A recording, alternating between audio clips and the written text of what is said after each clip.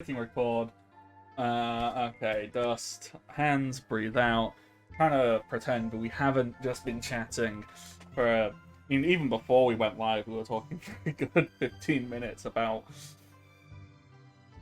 just terrible things that the world should not have to contemplate existing in the form of American TV series tie-in video games. But with that, hello everybody, and welcome to the channel. I am your GM for this evening, Bardic. You can find me on the internet, Twitter, Twitch, and YouTube, all as the Bardic Knock.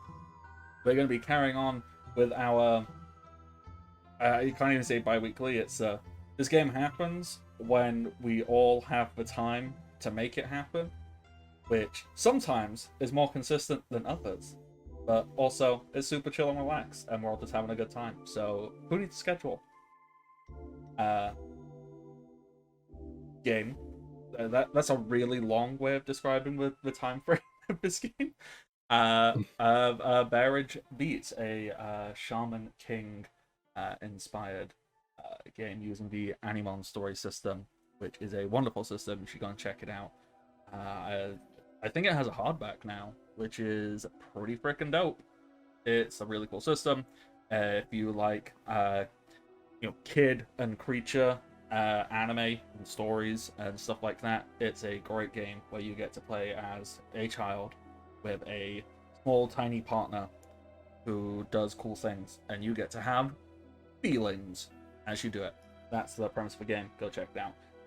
And it's Shaman King. If you don't know Shaman King, I don't know how to explain that in short detail. Ghosts are real, and teenagers and other people, but mostly teenagers, put them in objects and hit each other with them. That's basically it.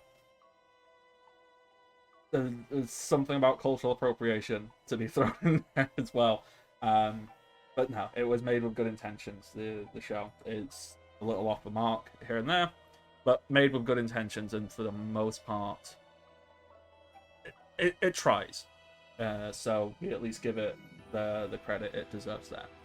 So that's it did pretty good for like a 2000 exactly 2002. Yeah. Off the top of my head, I want to say the manga started in like 98 and went for about 4 to 6 years. So yeah. Yeah. It's clearly of its time. It clearly misses the mark in some ways, but it absolutely does its best, and it is made with good intentions. So, of course, criticize it. Everything deserves, analysis and critique. Always question. But, it tries. So, if you can appreciate it for that, I would advise it. You can... I'm just rambling. But that's what we're doing.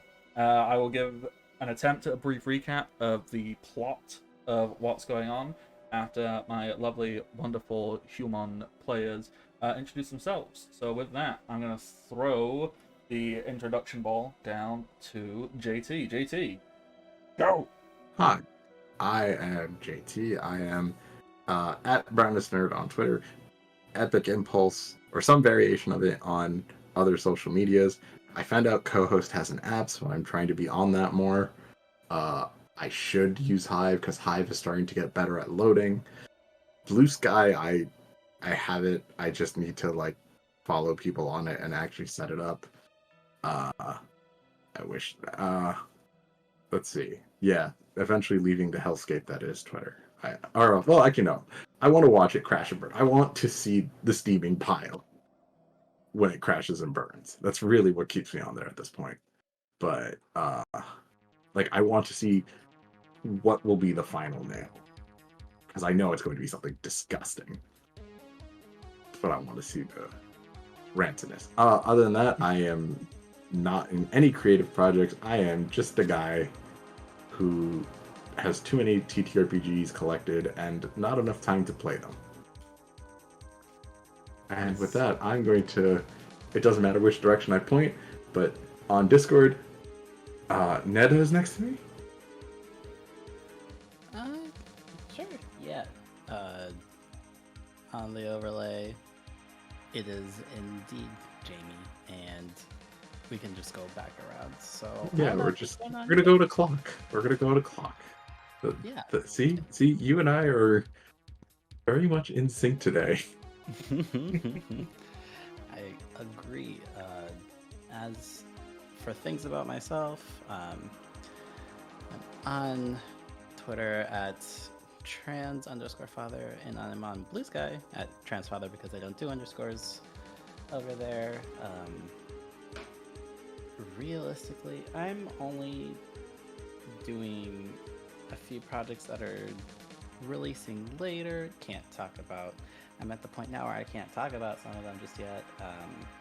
And I'm also in a Spire game on Fridays at Bad House RPG. At about this time, 5 p.m. Pacific, 8 p.m. Eastern Standard, where we're trying to not be evicted. So that is what I have going on. I guess that means I can pass it to Sahoni. Oh, hi, hello. It's me, Sahoni. You might know me. Probably not. But you can find me at various places, like Blue Sky, where I am at Sahoni, Sahoni. It's pretty straightforward. It's a good Twitter replacement for me. I've just been shit posting on there, mostly. But it's been weird because I used to use Twitter for like long, inane, rambling rants about things, but doesn't work as well as Blue Sky, so it's just been shit posting. You can if you want the long, inane, rambling rants, or deep dives into whatever thing is bugging me in particular, like the existence of various tie-in video games to TV shows that probably don't have a lot of video gaming audience.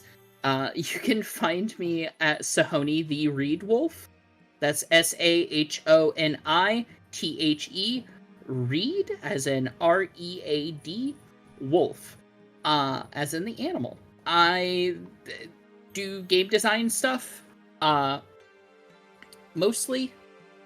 I do writing on top of that. I have a book or two out there. I'm currently doing some stuff under NDA for a big tabletop thing that I'll be able to talk about later. I have my own games that are coming out. If you like... if you want me to talk to you about it, give me a second, because I have to pull it up. I am on the last mechanic. I'm designing for Protect the Sacred, which is an anti-colonial pulp TTRPG in the style of like a sort of anti-Indiana Jones, where you work as adventurers with magic powers rooted in folklore, working to protect, preserve, and reclaim the world of magic, monsters, and mystical artifacts on the terms of the people they belong to. You can plan a heist on a private collector, explore otherworldly dungeons and possible spaces, return a family's lost heirloom. Vibes of the game I very much want are like, you just repatriated a bunch of ancestor bones after robbing a private collector, and now you, a street racing hyena man, the world's best quilter, someone with a djinn in a ring, and a sarcastic demigod are doing karaoke in the Philippines for fun. I highly recommend this if you like Indiana Jones, Hellboy, Atlantis the Lost Empire, 1010, Justin Files, Read or Die, Warehouse 13, Johnny Quest, or like want to see a version of any of those things that doesn't pave over the idea of colonialism. Follow me, those places are a good way to find that. There's a lot of really cool stuff. Indeed. Well, I'm just Jamie. You can find me on Twitter, the at Farming Twitter, as well as Blue Sky at JKELSEY6892. On either of those, I mostly talk about comics, and yeah, I'm not really in any other creative endeavor at the moment, so that's me. at some point, I will have to maybe learn how to use a different social media, because I don't really know how to use Twitter, but I have started doom scrolling a lot, and I need to stop. So maybe I just But need to go also- somewhere not as terrible. But also, like, breaking into a new one is like hard. Oh, It really is. So I'm It's so that exact kind of autistic where the idea of trying to figure out something new is so overwhelming. I would just like, no, change is scary and I don't want it. As I said, I don't really use Twitter. I say good morning, nerds, and then try and say something vaguely uplifting, and that's it. But I will still... It's a really bad habit. I don't know why I started doing it, but I've got into a bad habit of just scrolling. Ever since I put that goddamn For You page on, and it's just, oh, this is new content. I don't know these people. What's going on? What's this? What's this? And I can't stop. It's terrible. So, I'm going to try and find a way to stop. Anyhow, that's social media. That's... Yes. It's a terrible thing. Yes. Something uplifted. An attempt at a brief recap.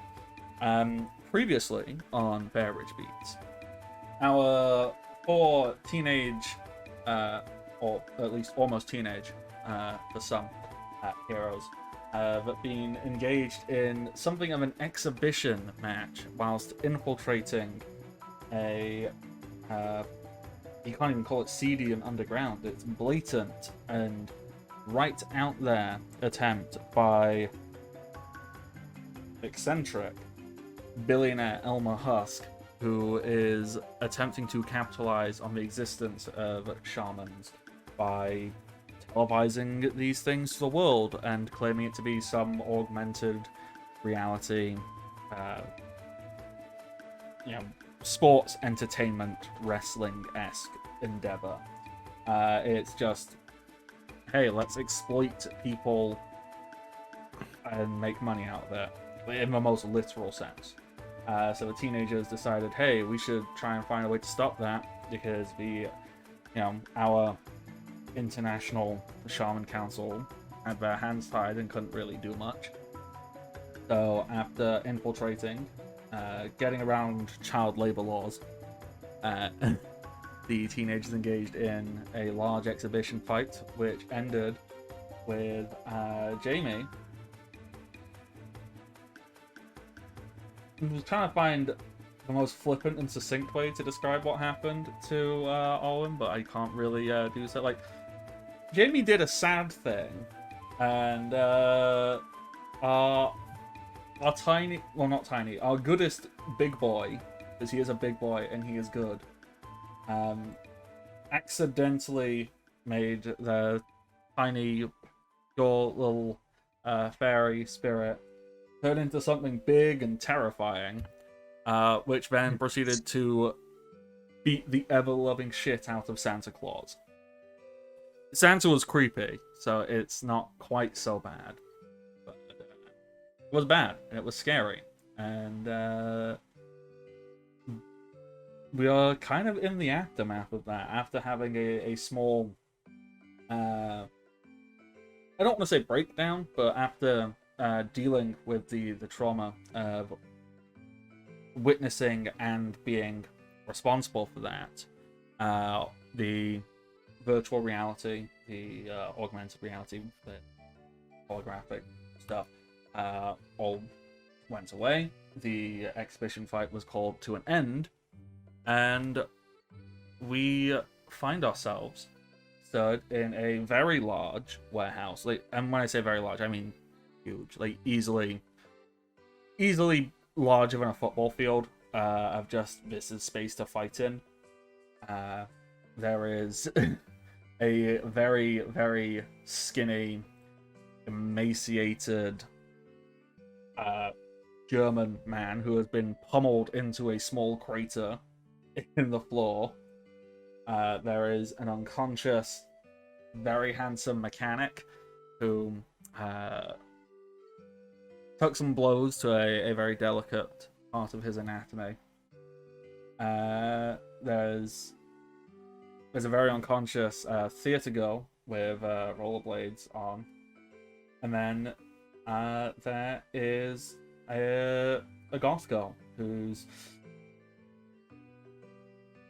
she's not being supportive of Greg per se. You know, she's not like hugging and comforting, but you know, you can tell that a part of her wants to find a way to be comforting, but she has no idea how. She literally only met you like 10 minutes ago. So like, that's there. So we're in the immediate aftermath. Let's start with Greg. Greg. Yes. You. Greg, go ahead. I was just gonna say, take it away. Yeah, so Greg is, we left him holding a like glowing cocoon-like thing,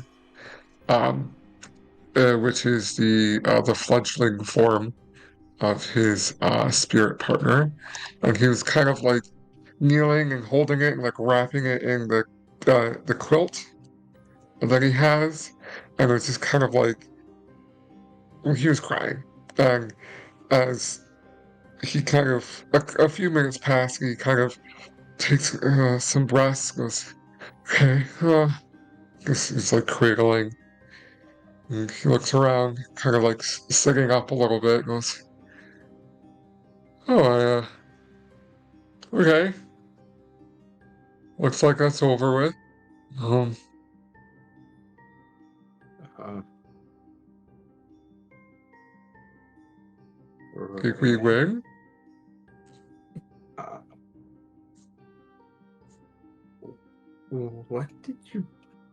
what just happened there?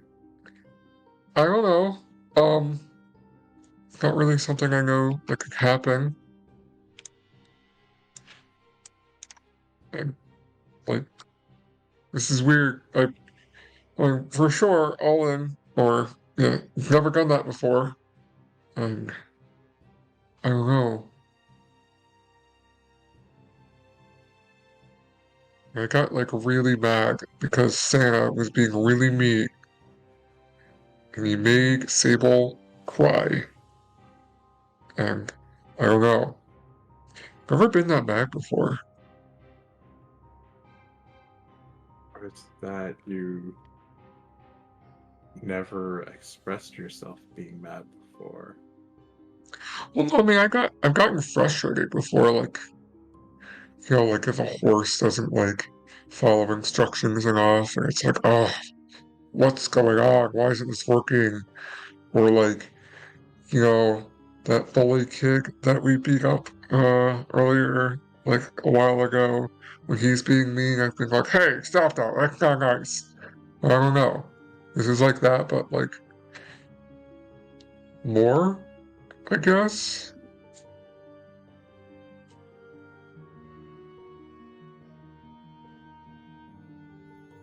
Maybe you're right though. Maybe I'm just holding stuff in. I don't know. I didn't know that could affect Olin like that.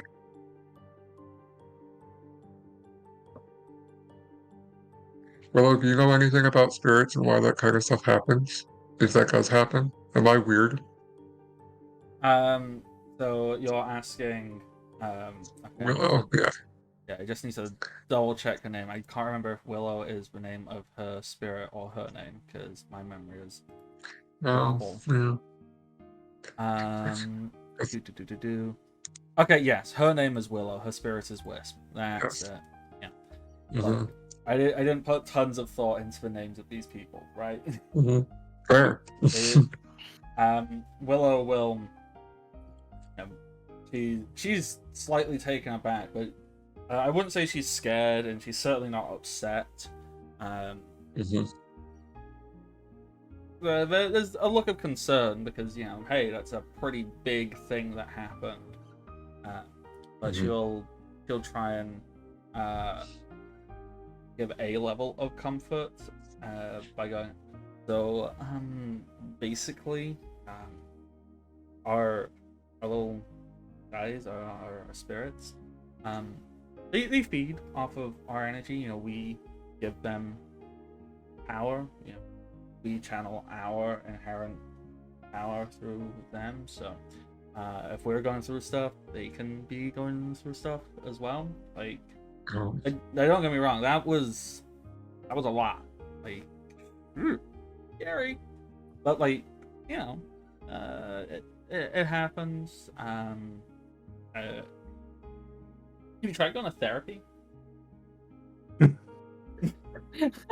not. No. But normally I would have someone to talk to about stuff, but I can't talk to them right now Yeah, anymore. yeah, like, yeah. Therapy is, well, it comes in all kinds of forms and stuff like that.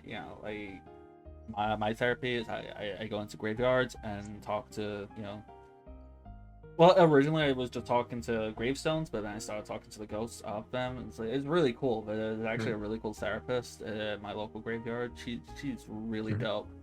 But yeah, try that.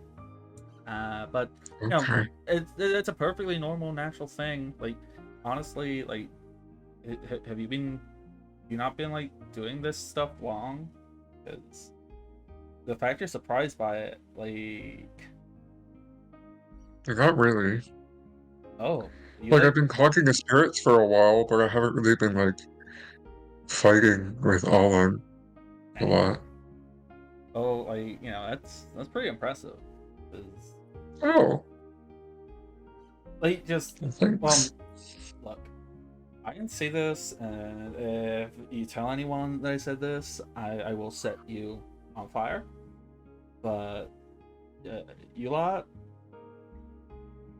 fucking hardcore, man. Like, yikes. Would not want to go up. Like, wouldn't want to go up against you in the Shaman Fight tournament. Like, if that was happening in our lifetimes. But, it's not. I think. I don't know. It's weird and ambiguous. Thanks. Okay. So Greg can stand up, kind of like tip his hat. Okay. Is that Sable over there? Is that Sable and Thomas? Yes. We can cut over to Sable and Thomas, who together witness this event after just taking care of the incredibly handsome mechanic. How are you two feeling? What are your immediate reactions to where you are now and what's going on? Because as of yet, there hasn't been any instruction on what to do. You've probably got a few minutes before someone's going to come in and say what's going on. Probably because, no one was prepared for the giant raven monster crone thing. So, they're clearly doing some vamping backstage. Going, what do we do?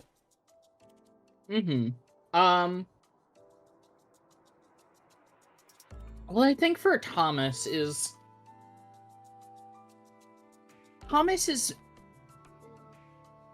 good in a crisis, but that's always only because he's always operating inside one in his head.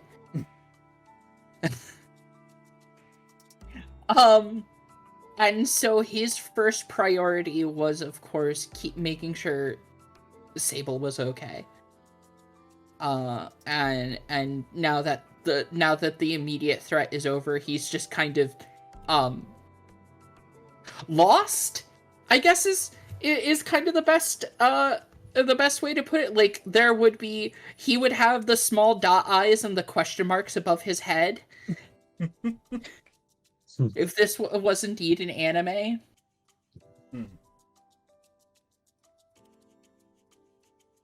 Okay. I mean, yeah, that makes perfect sense. Neda, how is Sable? I know she was pretty distressed by some of the things. This is, you know, a lot going on for a small child. Uh, that's a lot going Yeah, on I for think. anyone. Of course, of course. But they're like, for all the ways that she carries herself, it's very clear that there are a lot of firsts happening for her. So Mary probably gets out of, I believe, it was a super form. Mhm. Uh, Probably back to basic, and she kind of not in a way that signals like a regression of any kind. She is like clutching like this horse toy now, as if it's not a spirit. It's taking on And more of like the comfort object kind yes, of role. yes, Yeah. exactly. And she is looking around for like somebody else, like the next thing or the next announcement. Um, Probably sitting on the ground or probably timidly approaching Greg after all of that. But after a minute, she needs a minute. Yeah, Uh, understandable. There's definitely like a little moment.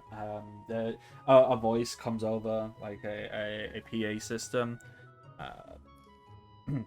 Uh, it is clearly not the voice of Elmer Husk. It's clearly some middle management uh, surveillance type guy. He goes, uh, yeah, thank you very much, all combatants in test group 1.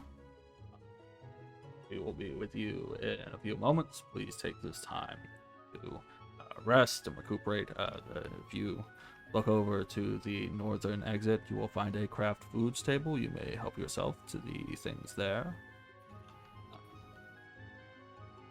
Yeah, thank you very much for your time. We will be with you shortly. Let me turn this thing off. Followed by like a small bit of microphone crackle and like a little bit of feedback before it turns off. Clearly, these people were not prepared for what the fuck just happened. So, yeah, you've got a few minutes. You've got some downtime here. If there's any specific interactions people would like. You do notice that medical teams come in. Not excessive amounts of medical attention, but there's like some medical professional. You assume most likely a nurse and not a doctor, or like a paramedic or something. Some orderlies and some stretchers. They come and take the bodies of Hans, Jazz, and forgotten the attractive mechanic's name because I just keep calling him the very attractive mechanic. But they take their bodies and take them over, and they attend to them to make sure there's no serious injuries that have occurred. It doesn't look like anything too serious has happened. For as much as you beat the living daylights out of Hans, it would appear that due to his immense control over his spirit form, that he could take a beating and not get too badly hurt. But you managed to break that, and you hurt him enough to knock him out. But it doesn't look like you've broken anything, or like you haven't killed anyone. That's not something to put on the conscience of a 13-year-old kid. Right. So it looks like everyone's going to be fine. Maybe a couple of bruises at worst. The worst thing that happens, it might look like Gaz might have had like an arm or something sprained or maybe broken because of how aggressive Hans was to her. But it doesn't appear to be anything permanent. So. traumatic in of itself, you know, having like been beaten up by Santa Claus, but no one is gonna have their life totally derailed by this. You know, physically speaking. Mentally, I don't know. Depends how well she handles therapy.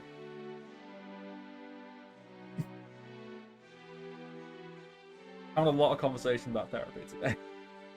I know, right? Is this you subtly sending us hints? You guys need therapy. Oh, okay. Yeah. I mean, Halloween? Yeah. Not wrong there. Mhm. Look. I'm not saying it. If you're hearing it, I mean, you're not incorrect. So yeah, is there any interactions anyone would like to do during this downtime?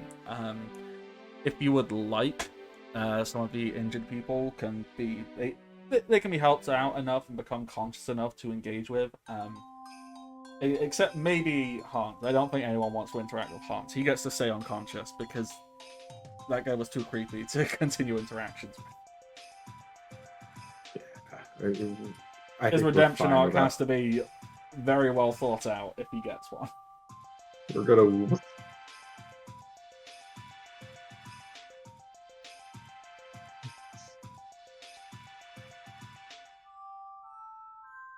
We're gonna whoopify Hans.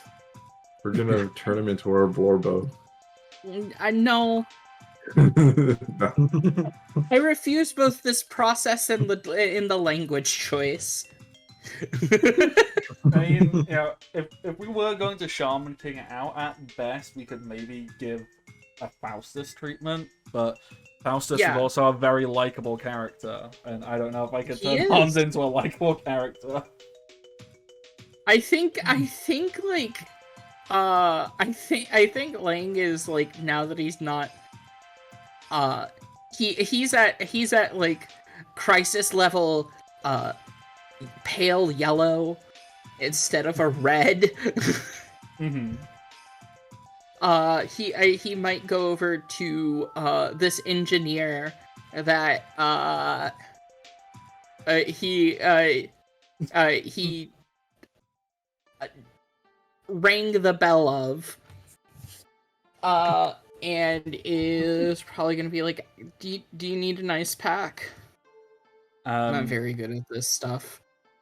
Yes, so let me quickly check my notes so I can get the name for this guy, because he does have a name. Yeah. There we go. Yeah, his name is Ray. So he gets some medical attention. He's fine. You know, a little bit of Okay. bruising. He has an ice pack on his administered to him, and he is sat on one of those very, they're not very, you know those very uncomfortable plastic chairs that get brought out for events. So they gave him a cushion, an inflatable cushion, and he sat on one of them. The plastic chairs that make the most horrible scraping sound on the planet when they're moved. Yeah. So there's been a couple of them put out, and he's sat in one of them. If you wish to go and approach him, he doesn't like recoil from you. He's not like hesitant or scared, like, oh my god, you're gonna hit me again. Yeah. Not that, but he kind of looks at you and like waggles his fingers, like, well, buddy, tell you what, it's a low blow. Hope you all recognize. Shouldn't be hitting the man, you know, but got the win fair and square.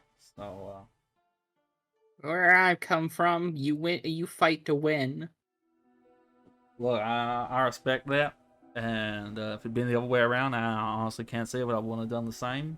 So, you know, I respect it. Well, respect doesn't mean you have to like it. Exactly. Are you okay at? Are you okay at least? Yeah, I'll be fine. You know, bit of aching, bit of pain, but honestly, I'd say it's mostly my pride that's taking a beating. Uh, I'm sure my Jules would disagree, but I think it's mostly pride. You got me. I think I think at that point he just kind of just like gets really flustered because he got the answer he needed and he's just kind of gonna huff and go like, well, make sure next time you come after my friends it won't just be pride, and just like stomps off. Like, Like in a way that I want to make sure that this is clearly like the framework is this is a guy who is saying something that like clearly he's not putting all of his emotions into. Like this is clearly he had other motives, but now he has to make an excuse. He has to make like an exit for himself. I love that. You've gone over and be like, "Are you okay?" You're like, "All right, good. Don't come after my friends. I wasn't here Yeah. to be a nice person." Yeah, it's exactly that. It's just like, well, no. As you Watch yourself. as you turn to as you start to make your exit, this incredibly handsome mechanic. I'm going to keep emphasizing, very handsome. You know, the epitome of the kind of handsome that normally gets put in advertising campaigns when they need someone to look like a mechanic. So very clearly like a male model, like very like defined jawline. He's wearing like a white vest top with like a single oil smear on it. He kind of strokes his hair back out of his face. And he goes, "Well, nice chatting to you. We'll go do it again sometime." Right. Yeah, yeah, I think very flustered. But the fluster is increasing. Fluster levels higher than average. As you go to walk away, behind you, you hear a very soft. It's not that soft. That's kind of a lie. It's definitely a higher pitched voice. As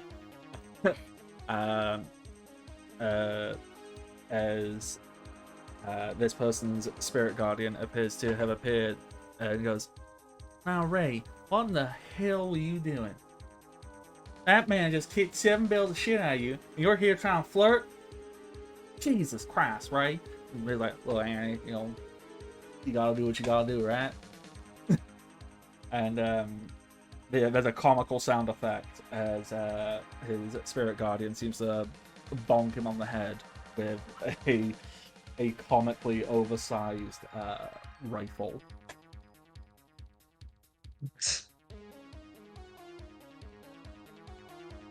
Oh. But we need to fit the anime comedy in there. Of course. No, of course. There needs to be like the will try to flirt, even though those. Here's our shows. We're not going to use pervert because I don't want to use that language. Here's our show's incessant flirt. The Brock, if you will. Look, shameless flirt. If we're gonna use modern day vernacular, it's the fuck boy. Yeah. Like, the nicest version of that one, though. Not like a creepy one, not like a gross one. Just like he's like a himbo fuckboy. Yeah. Like kind of hot, kind of dumb, flirty as hell. Yeah. Very Okay. that. All right. The rest of you, are you taking advantage of the craft food service table? Having to just hang out in this big empty warehouse after being in a very aggressive fight. You know, this wasn't. Yeah, when you did your training with I want to say the teacher's name is Mr.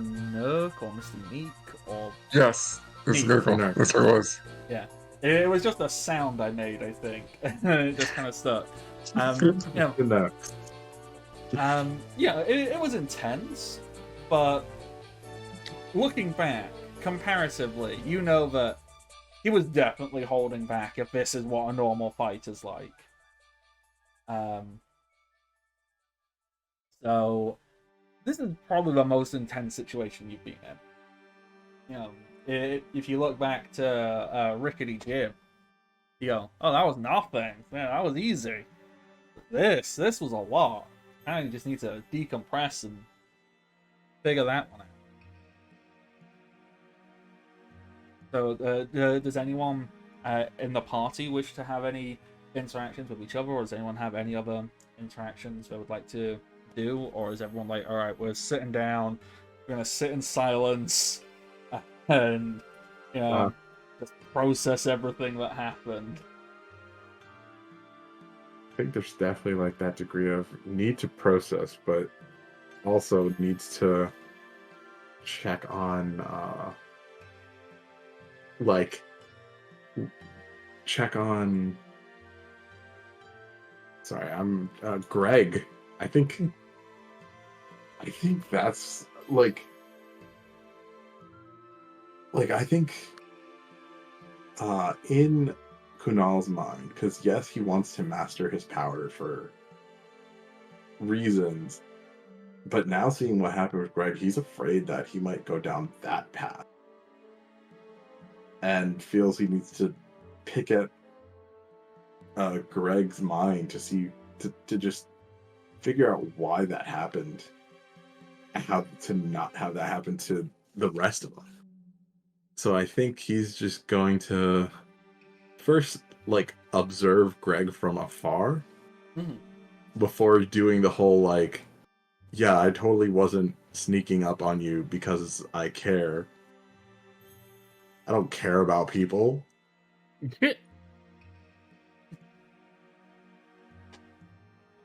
I was just coming over here to get some snacks. I wasn't coming over here to see how you were doing. Of course. Who does that?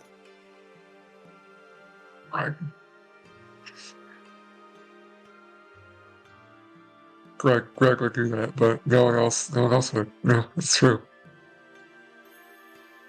So yeah, Greg is just holding the cocoon all wrapped up and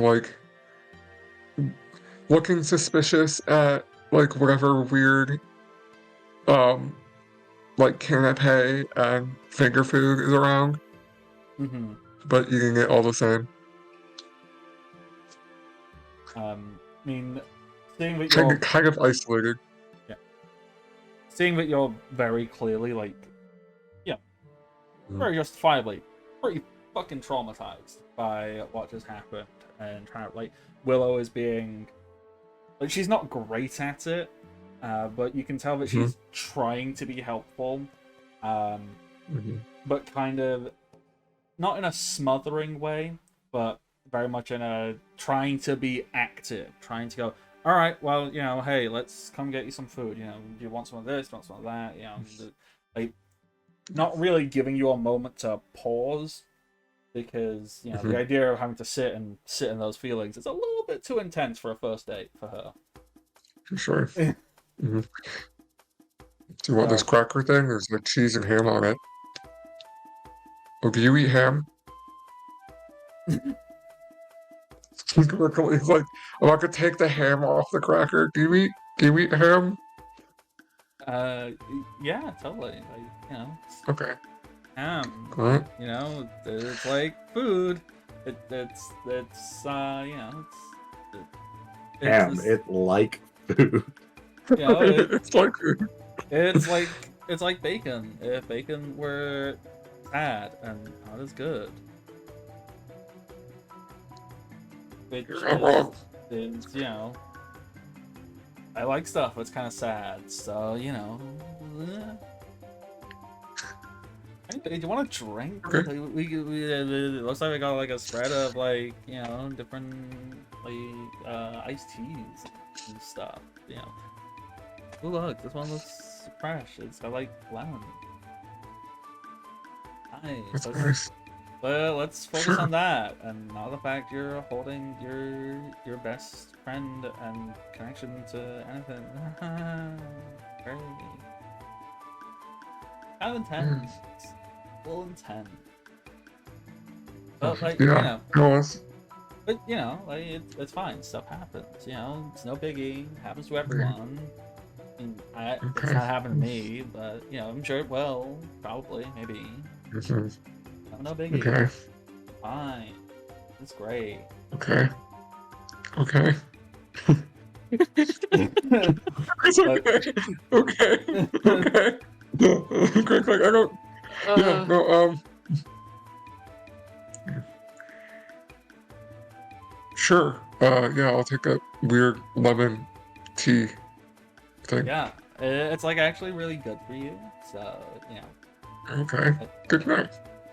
yeah, like I Nice. think it's something to do with oh, I don't know, something about antioxidants. I think maybe apparently like oxygen's like bad for you or something. I don't know. Oh, Wait, how old is Greg again? like 14, 15?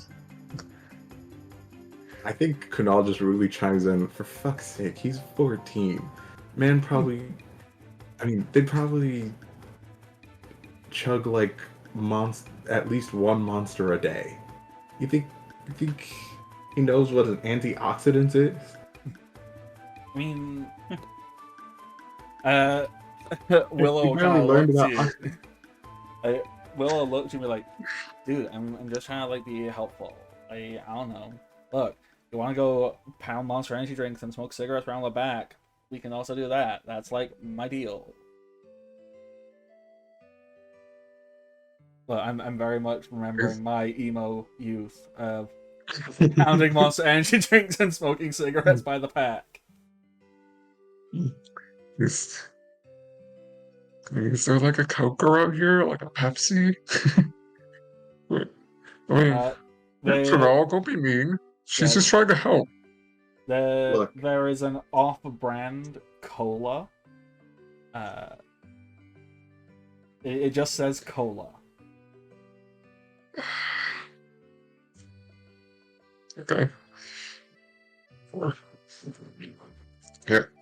Don't be mean, Kunal. Willow's just trying to be helpful and stuff. yeah, what you need right now is not someone talking to you about antioxidants. Nothing personal, Willow. No, like honestly, I get it. I'm really just filling the air. Like, that's a very intense thing that happened. And, we can sit here and we can talk about like the ramifications of it and the possible outcomes of what if there's been irreversible damage done to your spirit guardian. What if a bond between you and your ally is forever tainted? What if they're never going to be the same and this is actually reflective of some dark energy Go inside of you? somewhere else now, please. All right, yeah, I'm gonna do that because I'm making everything worse. All right. You tried, and go get yourself some antioxidants or something. Get yourself a single single antioxidant. The one antioxidant. A Yeah. blueberry, maybe. Hello, weed man. I would like one marijuana, please. I'll talk to you later, Willow. Yeah, totally. Okay. Well, we'll vibe. We'll, you know what? She doesn't take out her phone. She hands you a business card with her phone number on it. It is pure black, Okay. and the number can only be seen if you tilt it, and there's a small holographic print with a number on it. But it's a black holographic print on a pure black card. Okay, yeah, I'll call you. Yeah, like call me or whatever. Text you. I'll text you. Thank God.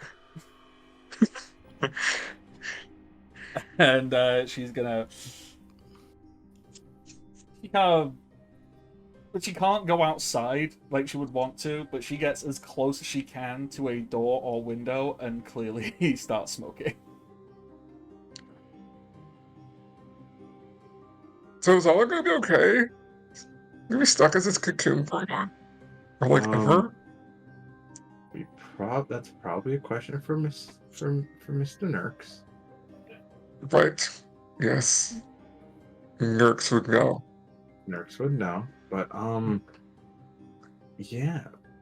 So, talk to me. What was going on in your head when you went off like that? Oh, like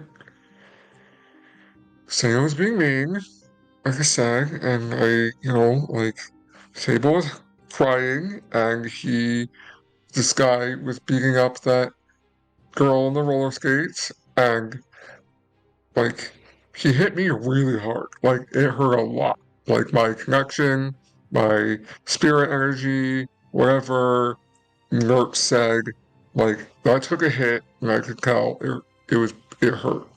And I don't know, I was thinking like Sable wasn't that far away, and you were like right there, and this guy was just being mean, and I'm pretty sure, that like Olin or Quina, as she likes to be called, when they're in the with the screamy and the old lady looking, uh, I'm pretty sure that like we could stop him if we really tried, and I really wanted to do that so that Sable was okay, and you're okay, and maybe that theater girl will be okay, and I'm like, I don't know, we were fine.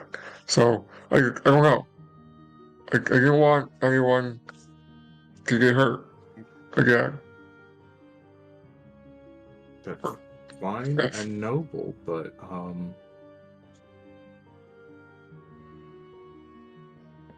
Listen, it sucks when someone gets hurt, or you can't talk to them anymore because they're away, or they're hurt, or in the hospital and stuff, okay? I don't want that to happen. So I yelled at him really loud. so you got angry. You got afraid. Yeah. Yeah, so I'm guessing you never had to deal with that before? I have, thank you. Actually. Huh. Well, I know it sucks so much. Look.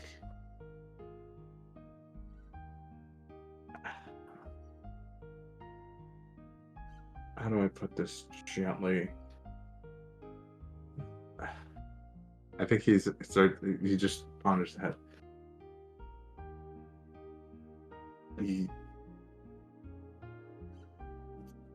You don't have an outlet. Or what do you do when you feel extreme feelings? Normally I go on like a walk, or I go talk to someone, but I can't talk to them anymore. So, I don't know. When he says I can't talk to them anymore, is he looking at the cocoon or? No, he's looking like at the ground, like kind of kicking his feet a little bit.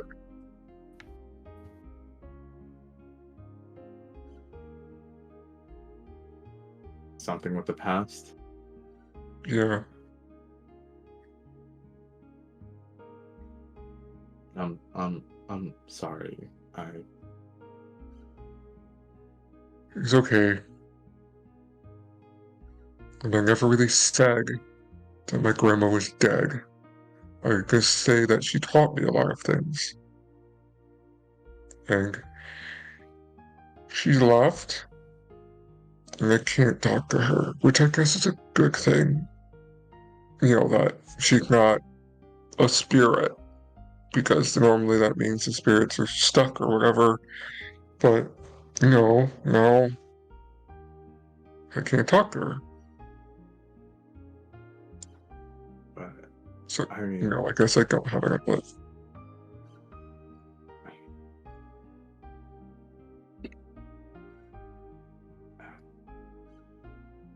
and I guess trying to think. I was trying to think because normally, you know what? I think he does something really interesting. He just hands Greg like a page of his. He just tears out a page of his sketchbook and gives Greg a bunch of like markers, and then just moves to like sit across from him and stare him in the eyes, as if thanks. like hinting at him to do something, but isn't blatantly saying what to do. Um,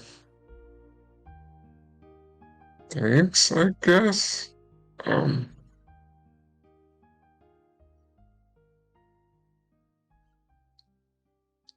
Greg had no idea what to do. Greg's like, I haven't Googled in like ever, Well, but first time for everything, right? I guess so. Hey, where's Sable? Is she okay? I haven't. She ran A away. I haven't even talked to her yet. a very, very good question.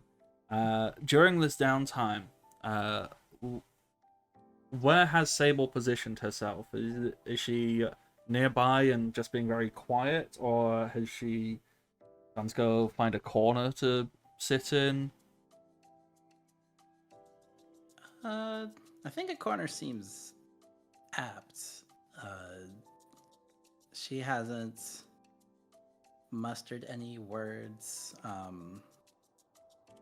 She strangely looks like a little apologetic. Uh, but like as people like turn their backs to the tables, is occasionally helping herself to things, but she's not really eating the crackers. She's not really drinking much of anything. She is more so having things to hold them in her hands, to look like she's participating. Um, at some point whilst Greg and Kunal are talking, a very attractive mechanic, Ray, will very calmly trying to approach Sable. When he gets close enough where it looks like he's clearly kind of trying to talk with you, he kind of like clears his throat a little. Howdy. I noticed you weren't going talking with your friends much. I mean, I get it. First of all, I want to apologize if felt scared by anything I did. I also watch this little plate over so you don't have to keep sneaking over to grab one thing at a time, because that is exhausting. But want that? Help yourself. Y'all okay? Y'all doing okay? My stomach hurts, but this looks like part of the game, and in that sense, I think we're doing okay. So I'm okay. So obviously, I ain't no doctor. I ain't no psychiatrist with a degree. Nothing. Mm-hmm. But when you say your tummy hurts, is it like a worry that it's like build itself up and it's like a little tense pull, like I don't really know what I should be doing kind of feeling?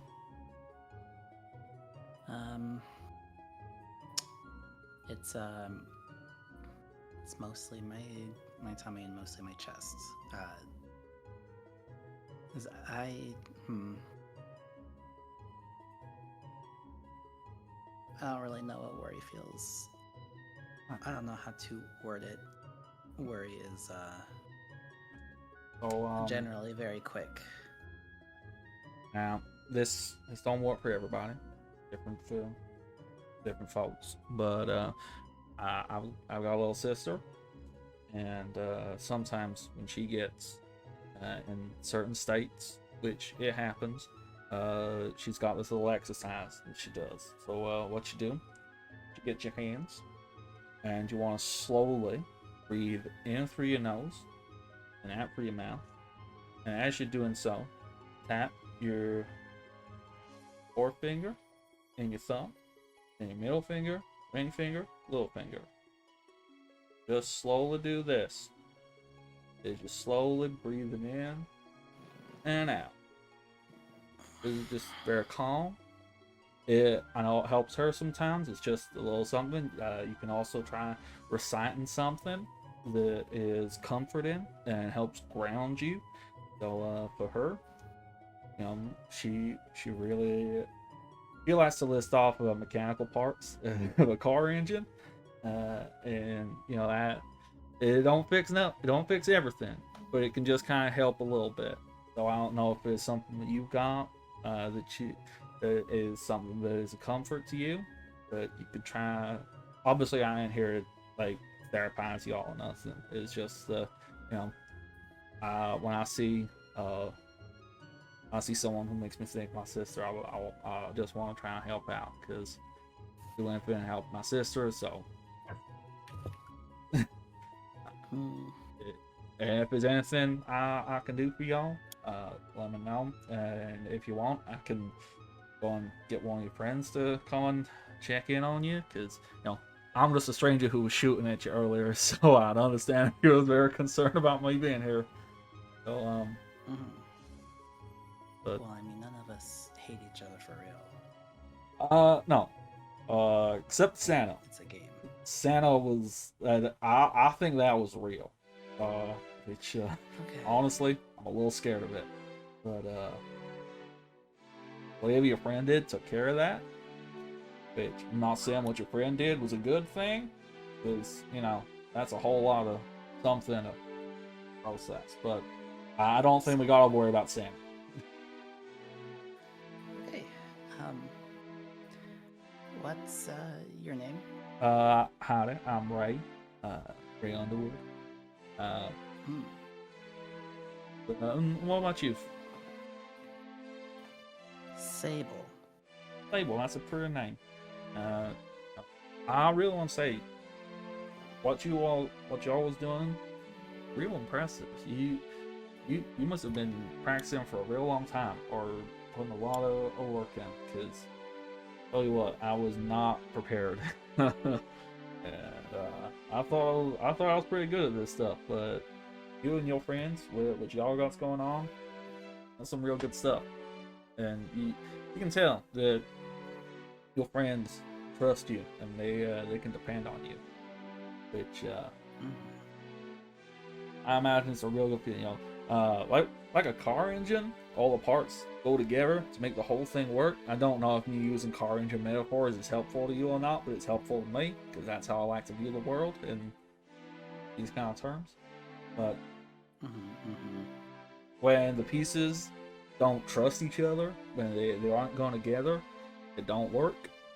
But certainly from my perspective, and I think I got a pretty damn good perspective considering y'all was whooping my ass up and down. What you got is working, but you need to, and I ain't telling you what to do. You gotta make sure that you keep all in that engine. You gotta keep it working, gotta make sure all the parts are talking to each other and all that. So, but you want to stay here and relax and center yourself a little bit more beforehand, also perfectly okay. Sometimes you gotta take an engine apart, clean all them little parts, get them all ready, and then put them all back together. Just because you gotta take a breather and sort yourself out doesn't mean you don't care about everybody else who's around. Very important stuff as well. I'm just lecturing y'all now. I'm sorry. She's been nodding very regularly throughout this whole thing, to at least cue him in on the fact that she is indeed listening. But she seems a little worried. She points to where Greg is, like, as discreetly as she can. It's like, he seems upset. Yeah. I would imagine so. Um, I honestly, I ain't never seen something like that happen on that level, so I don't really have an experience on which to draw on. But it looked and felt scary, and if that had happened to me, I know that have it like someone who loved and supported me, they wouldn't have to say the right words. They wouldn't have to magically fix what has happened, but I know their presence would, in of itself, be a comfort. But I ain't telling you what to do because you also got to look after yourself. But that was scary, and you might want to make sure you're okay, and then go and see if your friend's okay as well. If that's what you want to do. I guess I will. Okay. I mean, hopefully, if we're really so good, I guess you won't take it too bad if we have to whoop your ass again. I don't know. Honestly, I'd like it if you didn't whoop my ass, but if it's gotta happen, it's gotta happen. So, no hard feelings. Okay, that's good. All right, She'll toddle over. have a good one. And Ray's gonna keep. You can tell he's trying to like walk and stretch out his injury, and like he's like, very bow-legged as he's walking away, trying to, readjust himself.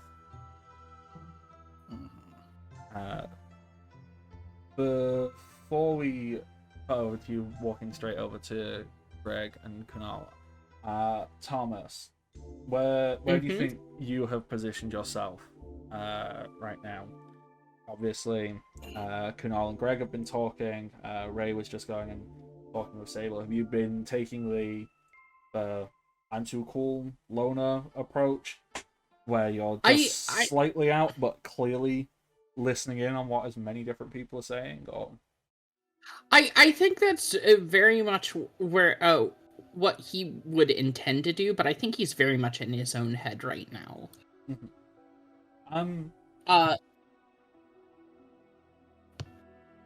After you had more thoughts before I start asking questions. Yeah. I think he's very much in his own head right now. I think he's very much kind of sitting there and contemplating and looking at his feet and counting things. And I think he's... There are two main thoughts in his head right now. One is that he I don't think he really prepared himself for the idea that this might be something that he has to fight. That these are the sort of fights that he's going to have. And the second is I think he really kind of hates this idea that when he has been put in this situation by his own, he put himself in this situation. He's very much aware of that. That his first instinct always is to fight. I don't think he likes that about himself. And I think it's these things are just conflicting in his head, and he is just kind of sitting there and watching it. And I don't think that's it's really kind of readable outside of just kind of 1,000-yard stare. During this time, do you think any moment Rabbit Killer would want to, offer some kind of insight or act as any kind of sounding, but because obviously Rabbit Killer very deeply cares about you and would probably Yeah, have I think- more insight than someone else would, for example. Yeah, I think Rabbit Killer would. I think he would kind of like manifest next to him, and in like the most big dog fashion, just kind of like push into his arms and across him, like, this is what this is about now. This is what this moment is about now. Which I imagine is kind of like a weird experience with a spirit. Mm-hmm. Kind of this weightless, sizable thing being present. Yeah, a weightless weight. Hmm. If you can kind of comprehend that. Yeah. Do you think Rabbit Killer would feel the need to converse, or is this like Yes. communication through silence? I think it is. I think it's something that he would want to say, and I think he would say something just very short, which is, there's a difference between violence for the sake of others and violence for the sake of violence. And how does Thomas seem to? Does this feel revelatory to Thomas, or is he not quite in the place to recognize that distinction in himself? I don't think it's revelatory. I think what it is it's something that he's going to have to like tumble over, and this is the thing that he has to tumble over now. Like, this is the thing that's kind of like brought these two thoughts together. Yeah. Like that. A lot of good meaty personal dilemma to mull over. Yeah. So, whilst that is occurring, we can cut back to Sable, who will now have approached Greg and Kunal. Sable, how would you like to make your presence known? Because obviously, Greg is stood there holding a sheet of paper and some basic art utensils. Going, what do I do? And I was like, draw, bitch. Draw, yeah. I think she taps like Greg on the back of the shoulder with like the soft part of the horse toy. So then it turns around. Yeah. Greg would turn and then like squat down. Hey, Sable. Hey. Oh, you're drawing. Are you drawing? Maybe. Maybe you want to draw with me? Yeah, Yes, I can do that. That sounds fun. Okay. She probably takes the stuff to the floor and in order to sit down. And then is quiet for a moment before she sort of like almost makes a motion to like chew on her nails and then stops.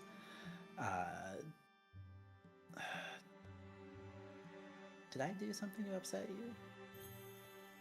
No. You're... No, Sable, you were fine. You did not upset me. Not at all. I was just worried. Okay. She likes her shoulders like visibly relax at that. Okay. I had just never seen you like that before. Yeah. I don't think I've ever been like that before. No way. Like, I was just really mean, and I thought he hurt you, and he hurt me, so I didn't want him doing that anymore. And apparently that upset Olin. me getting so angry. So Yeah, but what about Olin? Like, is she? Are they? Uh, that's not the weak form, is it? Is she gonna be okay? yeah, this is kind of their weak form. I think they're gonna be okay. We're gonna go talk to Mr. Nurks about it later. Um, and I'm pretty sure he's gonna say it's gonna be fine. But I just not happened before, so we just want to double check with Mr. Nurks. Okay. I make sure they're all wrapped up nice and the quilt, and they kind of look nice and warm. So, I mean, the only other person that I would think to know this much about spirits is Thomas, maybe. you guys know a lot. Hmm. Because, like, these aren't animals. I know that much. So, Right. at least if there is a hurt, it should, like, time should fix something. And then she kind of trails off. You see her start to draw a caterpillar. Well, that's cute. Mm. It's a nice small guy. It reminds me of I don't know why it came to mind. Caterpillar that was very hungry and ate a lot of stuff. Mm. In a really colorful book.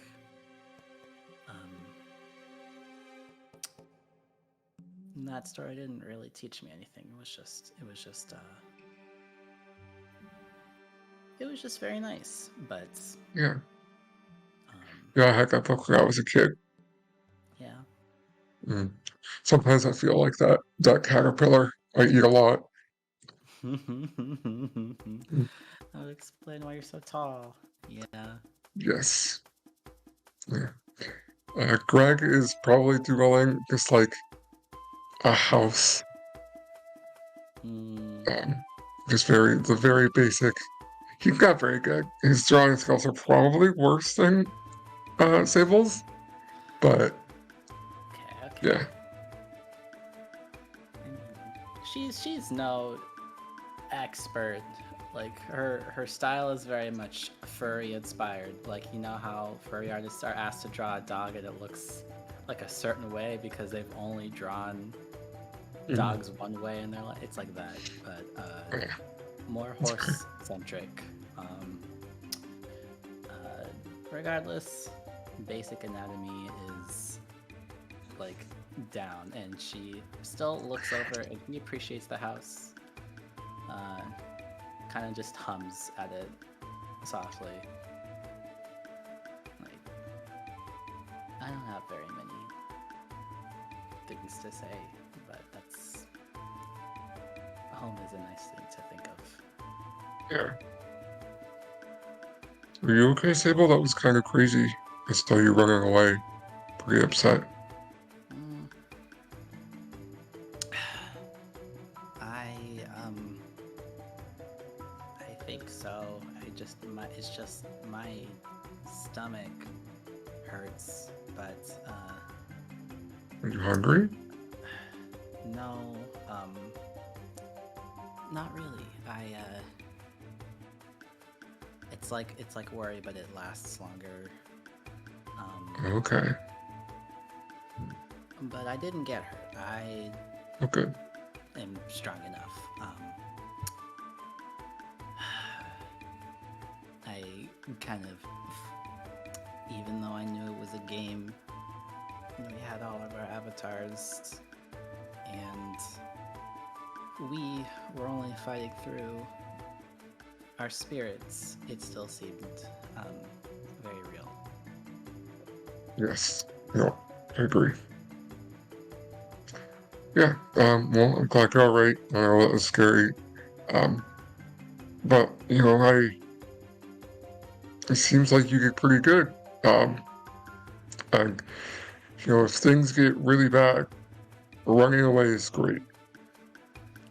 Like, yes, stand and hold your ground, but like if things get really bad, you can run away.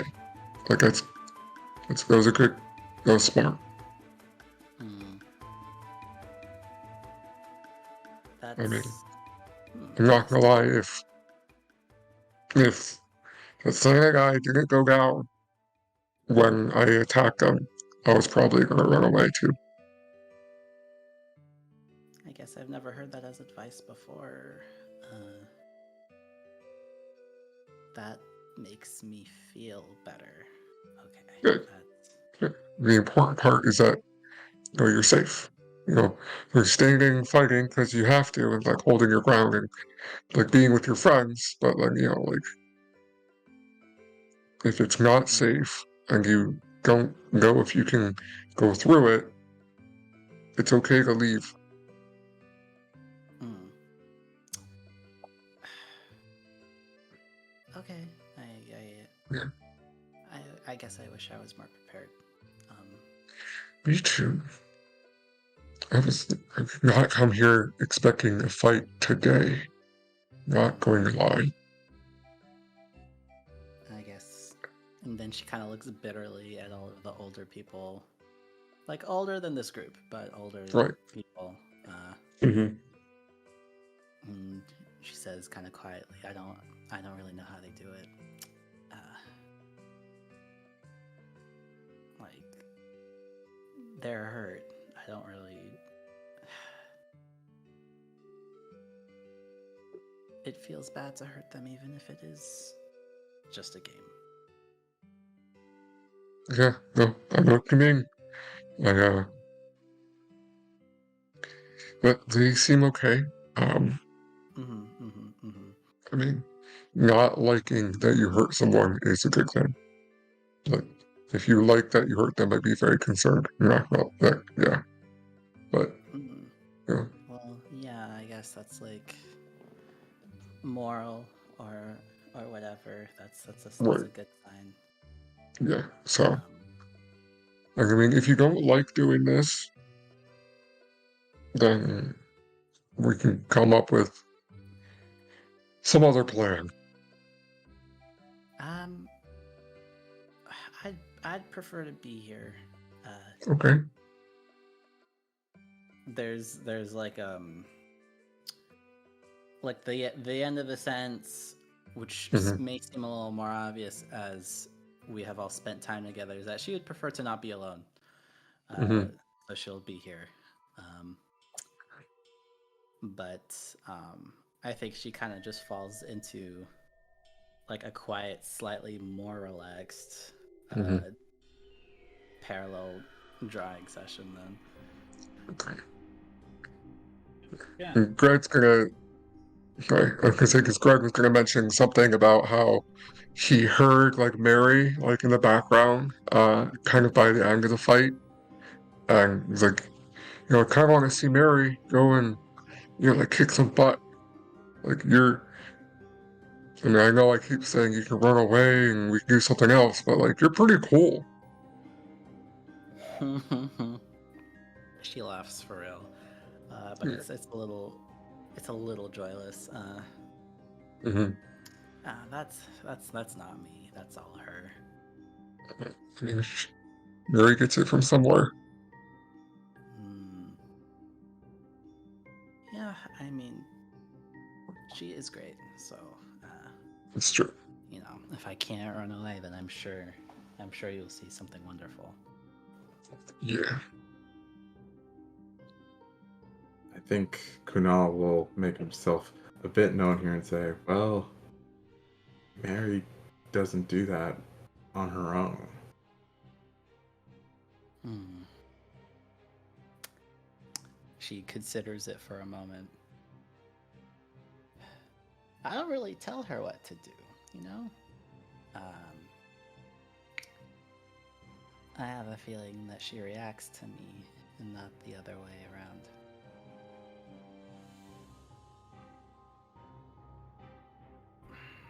But sure, if it's normal that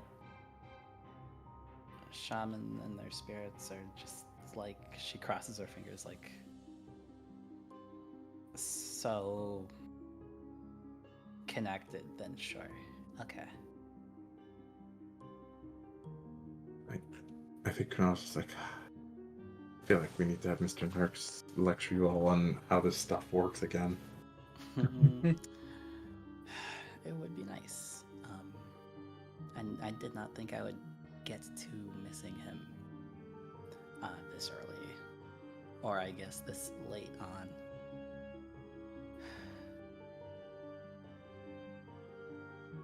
But I guess all you can do is wait. For the next thing. Unless then she like pulls out, I'm assuming is more paper and maybe another pencil. You have anything else you'd like to do? Kunal will offer paper and all that good stuff.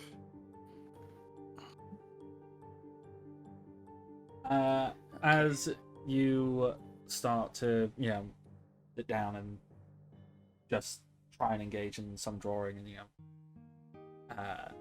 and a large shutter door begins to lift up slowly. It is not quiet. It is not subtle. It lifts up, and stood in it is not the same man who was acting as a security guard outside, but someone dressed in a very similar manner. So, like head to toe, black suit, shades, clearly got an earpiece on, and is holding a clipboard, and goes, all right, if I call your name, can you please step forward? And you have been selected to go on to enter a secondary interview. You don't have to fight anyone. So if I could please get Kunal, Meg, Thomas, and Sable, if you could all please step forward. Yeah. And I think I think Thomas is Rabbit Killer's gonna like disappear off of his lap, and he's going to kind of like get up at that, take a deep breath, and get like his very kind of plastered on stoic expression back in place. I think before Greg goes, Kunal's just gonna grab his arm real quick. Mhm.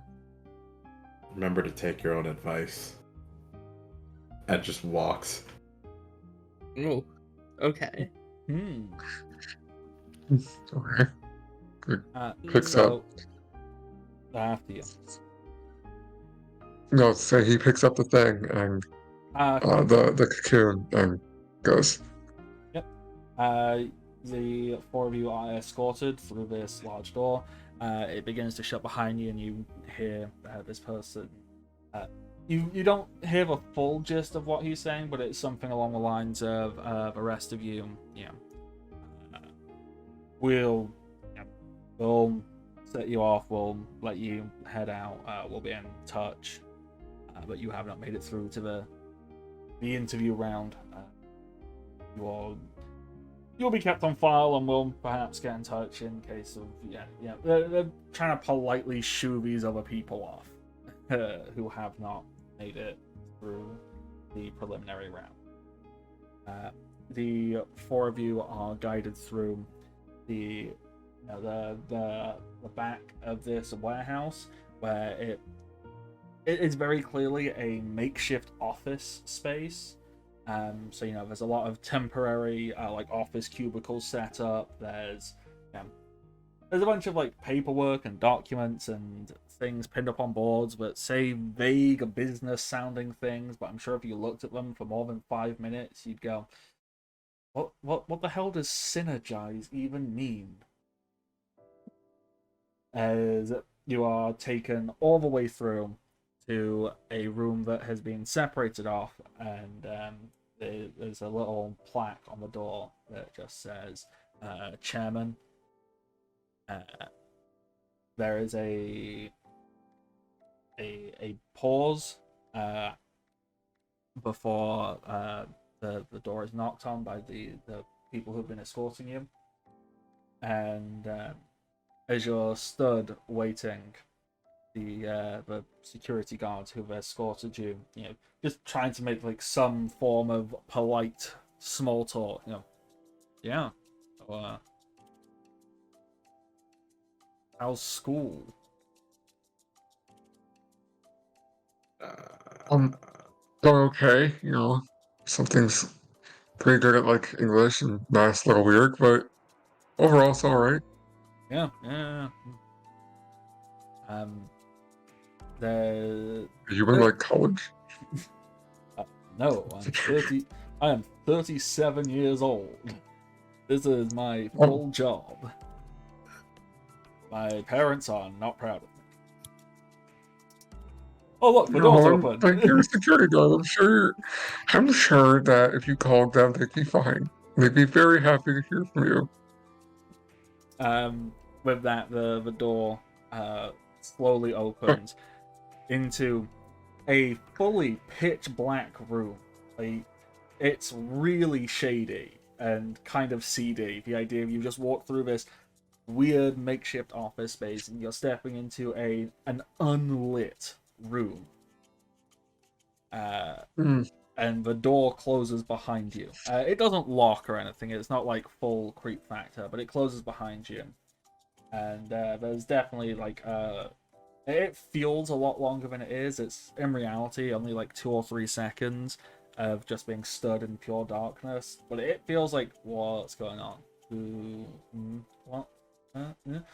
Before clearly a very well choreographed spotlight shines onto the center of the room, where you see the back of a leather office chair, and there's the sound of one man clapping very slowly, very smugly, as the office chair turns around and you see the face of Elmer Husk.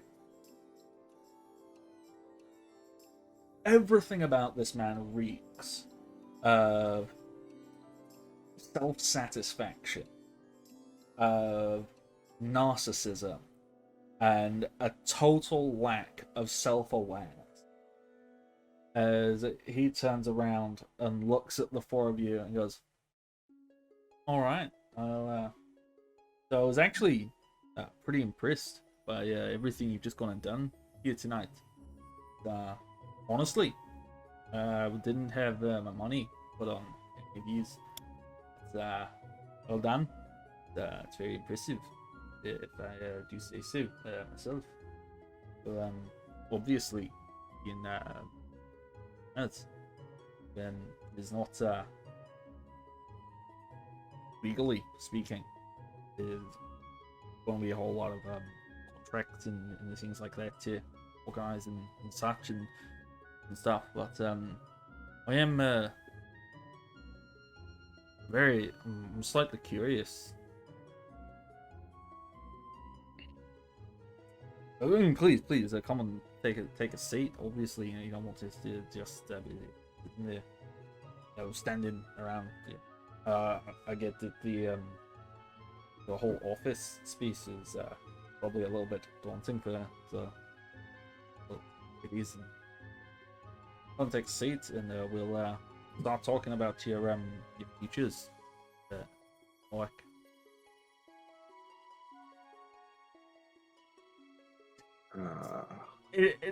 His whole energy is just weird. Like, I don't know how I could describe it other than it's like, no, there's clearly something weird about this guy, that he has no pause on, no concern with. He just made 4 children fight, and now he's like, yeah, we're gonna sort out your contracts and we're gonna do this. Like, now there's something off with this dude. Like, just in general. Like, the whole vibe is just terrible. The vibes are rancid. Oh, putrid. The vibes have been dead and decaying for about 6 to 8 weeks.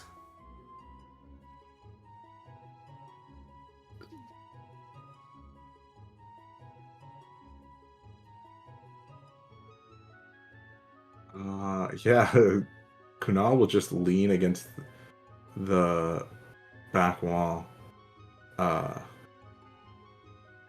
Don't you know it's still stretching my limbs from all of that.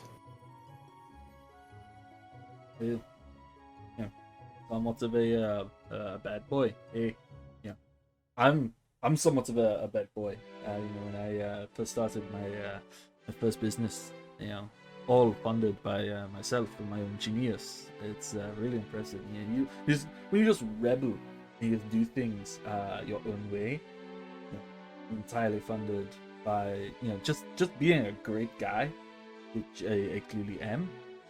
So I get it. I respect it. But you like to come and have a you you don't need to worry about getting a lawyer or anything like that. Just come, look over the contracts, and we'll begin our negotiations of stuff. And you don't have to worry about it. The contracts are totally up to code. I even had my as he points his finger, this tiny. When I say tiny, like Olwen is small when Olwen's in little butterfly mode. This is tiny. This is minuscule. It's almost like the size of like a single silver dollar coin that just kind of pops up on his shoulder. This little yellowy green imp-looking thing. It just kind of pops on his shoulder with tiny little horns. Little fangs. He goes.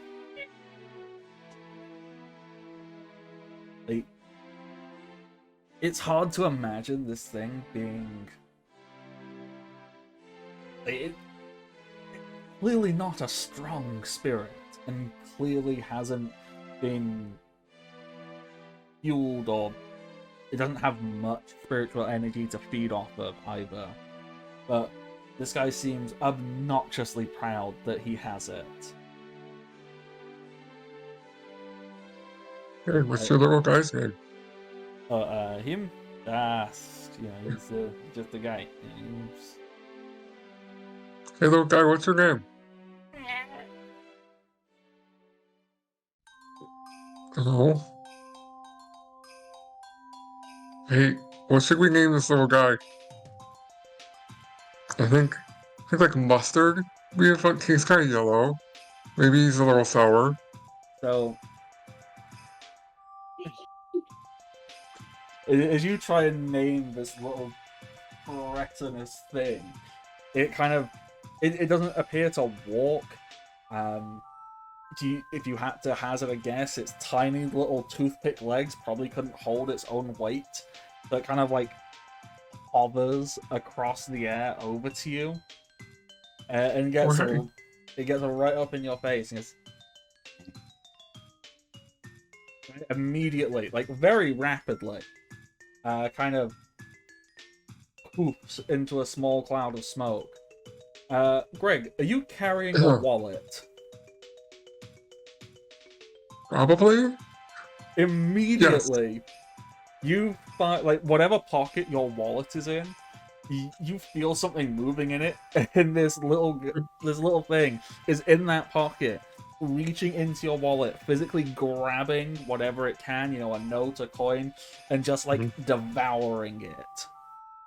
Hey! Mustard, come on! I'm just being nice. I think No, Kunal just goes, shoot. just get, use your spirit, like.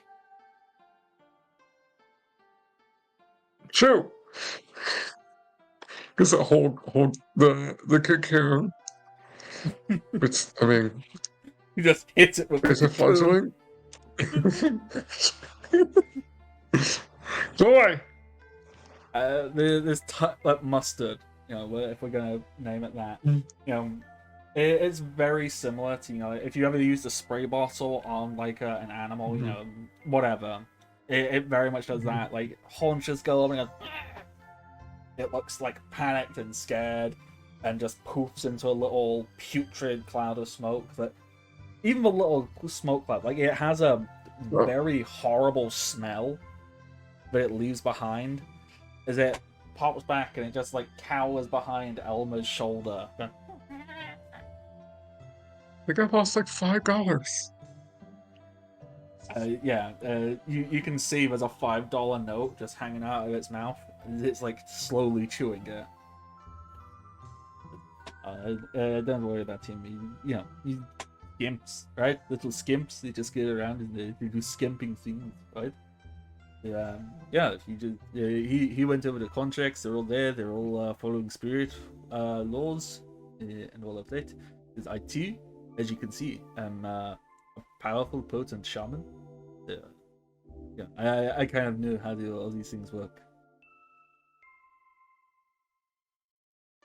I'm not enthused. I'm not gonna lie. Kuno is like fighting to not just laugh at this man. All right. Well, if you want to, obviously, you know, contracts. I do think that Thomas is giving him like the most withering stare. Alright, so you're playing hardball. I see. Yep, that's fun. That's to be expected. Oh, he stands up and kind of walks over to the door. He goes, well, you kind of have to sign the contract. So I'm just going to just let you sit in here and think about it. If you want to read it over, or whatever, but you try to leave the premises without signing these. You know, because there's NDAs worked on into them. You will be. I'm not going to suggest that there's going to be any violence committed against you, because we're hostages. No. This is like it's like a negotiation. So we can leave. Also, no. Then we're hostages. Not legally speaking. So, then we can leave. He just opens the door and starts to step outside. I'll be back in a couple of minutes. So just look those over and sign them at your own leisure. And just closes the door. Doesn't lock it. It's not like creepy. It's not. I mean, he's creepy and very off-putting. But, you know, you'd think this great business mind, this genius of our time, nope. He's just going, sign it or you can't leave. Because I said so. Do we have signal? Yeah. Like on our phones? Yeah. I mean, I will also point out this is his office, and he's just left you in here. Amazing.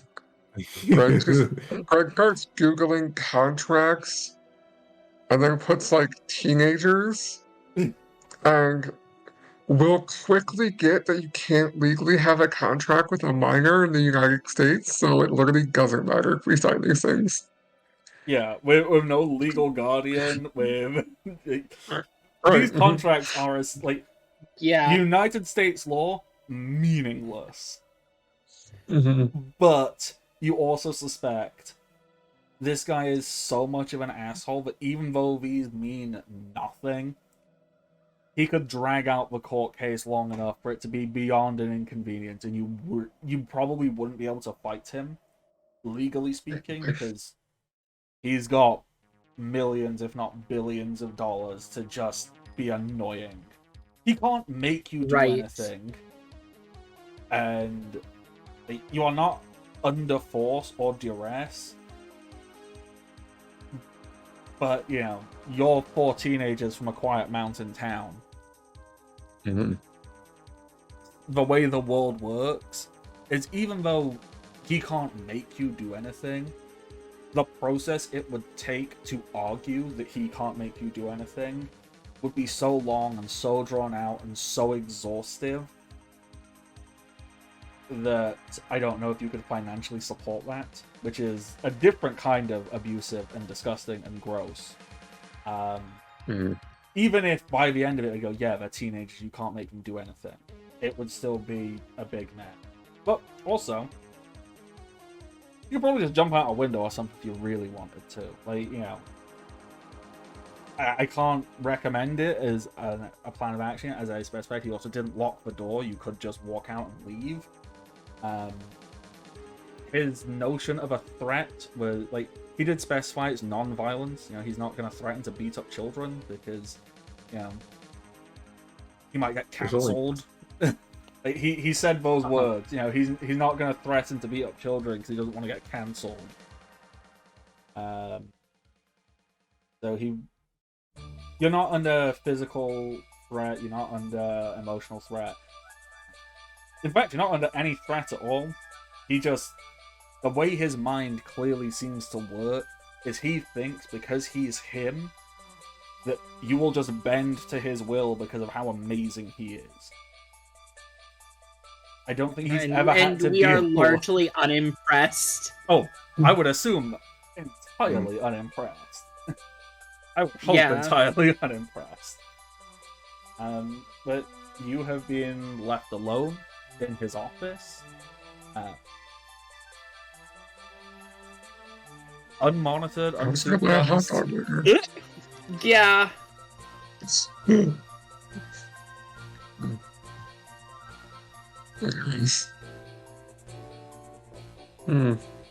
I think I'm gonna go ahead and ask the question. What about his computer? Is his computer in his office? Yes, it is right there on the desk. Mm-hmm. Oh boy, smart idea. And this is how much this is what I think billionaires must actually be like, because I can't imagine these people being anything other than entirely incompetent. That's correct. God. Well, the thing is like, I don't think Thomas is the sort of person to get on Peel's computer just because I don't think he's really, like, skilled with that sort of thing. But I do think that, like, that is an opportunity that probably one of us, I would say probably Kunal, would recognize. Oh yeah, no, he's. I mean, so the Thomas, like, look at the computer or touch it in any way, shape, or form? Oh no.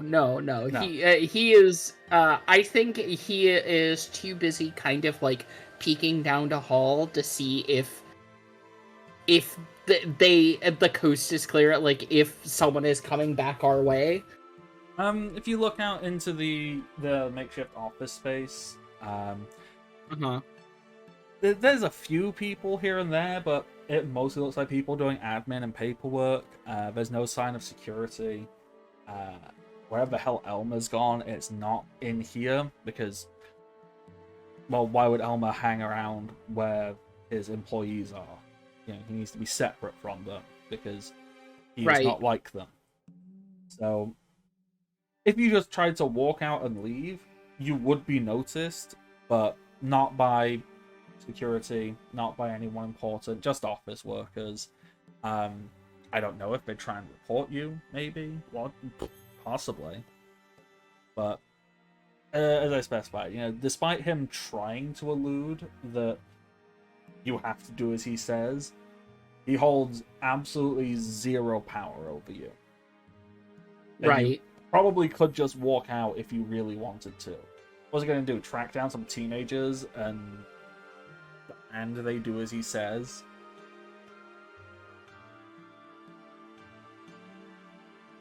I mean, I'm sure that someone looks through the ethics of it and it's just like, you can't do that. Yeah.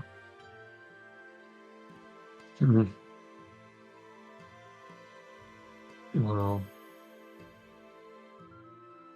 I mean, Greg is gonna see if there's like a TV or something. Maybe it's just gonna be like, the Yeah, I think Kunal's gonna jump for the computer. Yeah. So I don't think there's really a TV per se in this office, but if you look around, there's definitely like some smart screens, like some essentially like oversized tablets that they might have like a news feed on, or they might have just his stocks, like stocks in whatever his company is, and they're all going down all the time. The stocks, Uh, they're decreasing.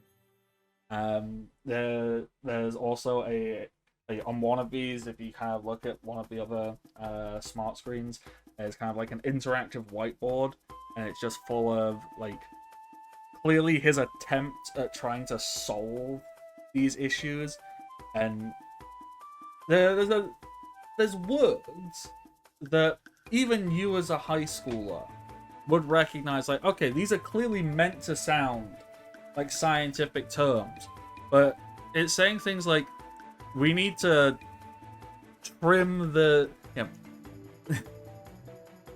we need to rearrange the microns to make these cars operate at more efficiency. And you go, these words don't belong in sentences together.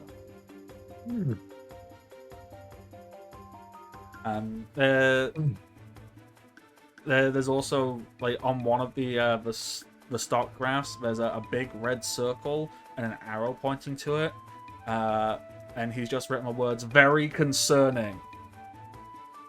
We'll look into it. Yeah. Greg is like, Greg will clear the fake whiteboard and just like show it to Sable and be like, look, we could draw on this. And Oh. basically, Greg is not being helpful. I mean, I think like after like keeping watch, because like I think he's just kind of suspicious of this man inherently. So yeah, of course. Like there's every reason in the world to be. He's a fucking creep. He just did try to hold children hostage and is trying to get them to sign contracts. Yeah, like I think he has no intent in signing that, but I think he wants to. Ooh. I think he wants to pocket one of these and take it out. One of these contracts that he was offered. Oh yeah, please do. I mean, if anyone wants to spend 5 minutes looking at the contract as well, let me know and I'll try. Well, I think that's kind of beyond him as a person, but I think he's just like, I don't trust this adult. This seems stinky. Yeah. There's probably someone who would be very interested in seeing this. Could we like show this to the Shaman Council? Would that be something that they're interested in? It's definitely something that's worth looking into. Oh, fuck, yeah. I said his fucking phrase. Okay, Kunal, you go to the computer. You go to, the moment you get at the computer, like before you can even click the power button or anything, this computer is on. It's turned on, it's logged in. There is no security measures. I was gonna make the self-aware, it's almost like they're begging me to hack them joke, and then Whoa, are you a hacker? no, but I kind of don't have to be if his master plan is leave his shit wide open and on.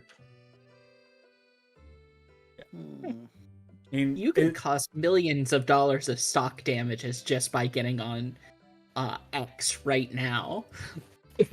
Hey, no, hold on. We do not call it X at this table. We are never It's calling it. Ox. It's Ox. AUX. It's Ox. So, Okay. We could, but he's going. The minute I do something like that, he's going to know we're here. So we should probably make this part count while we can. Yeah.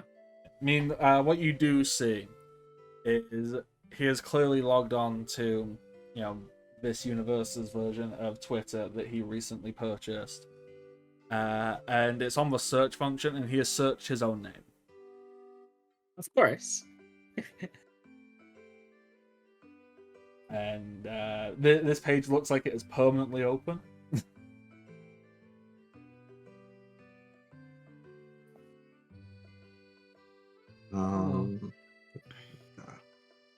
What should we do with this powerful, very powerful information?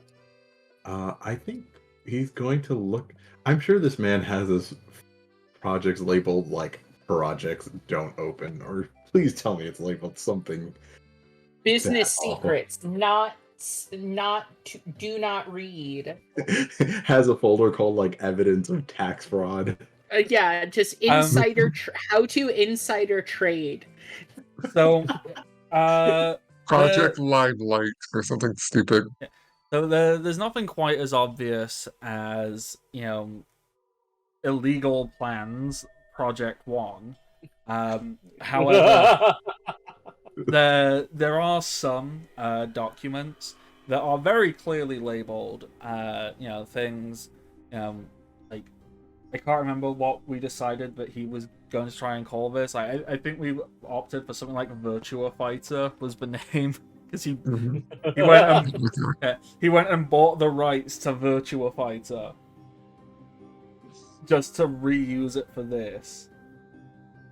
So there's an entire file on Virtua Fighter and basically what he plans to do. And there's a bunch of business jargon, but then there's also a very handy translation. It's almost as if someone had to write it out and then give the Cliff Notes version for him to understand as well.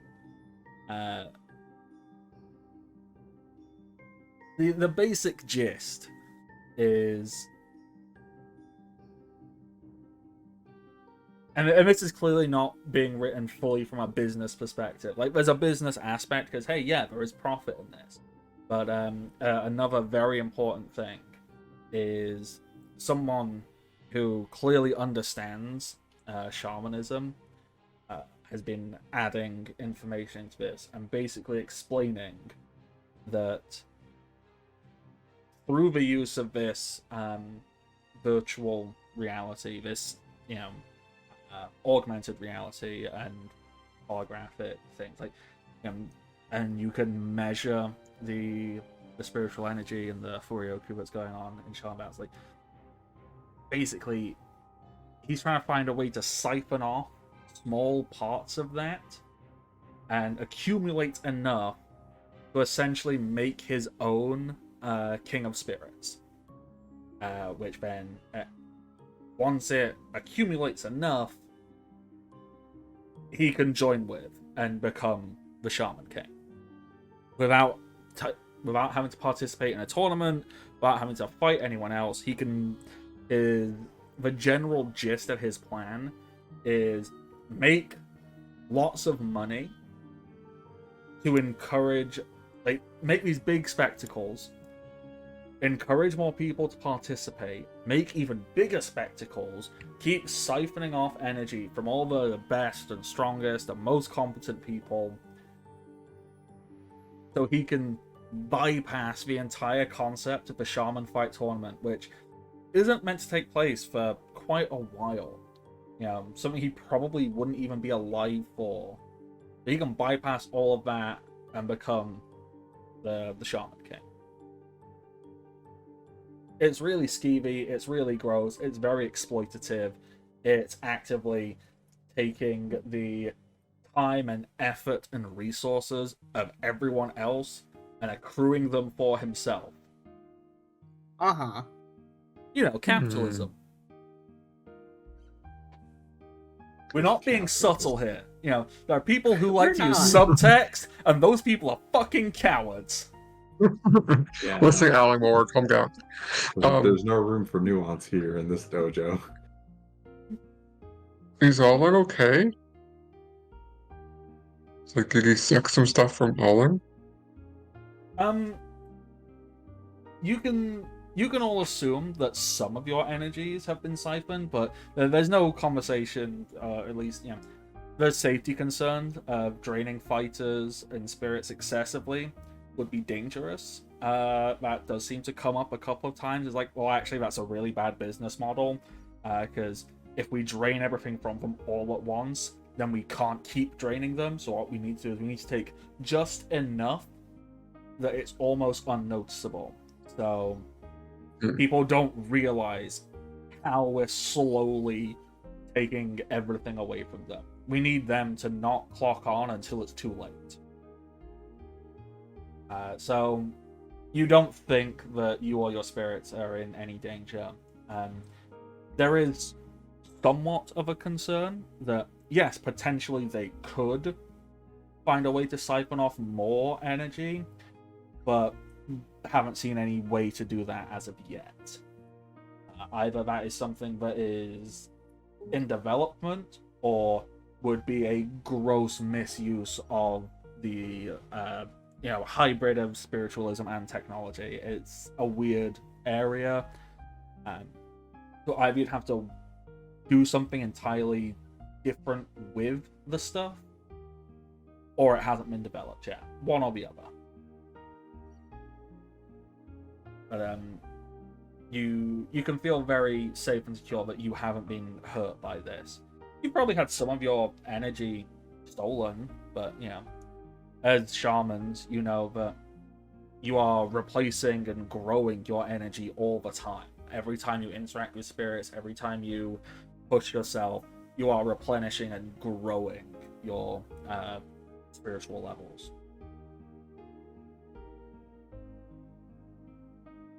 So anything that has been taken, you could easily replenish in no time at all. Mm-hmm. Yeah. I think Kunal will invite us to the party and go like, does anyone have a flash drive on them?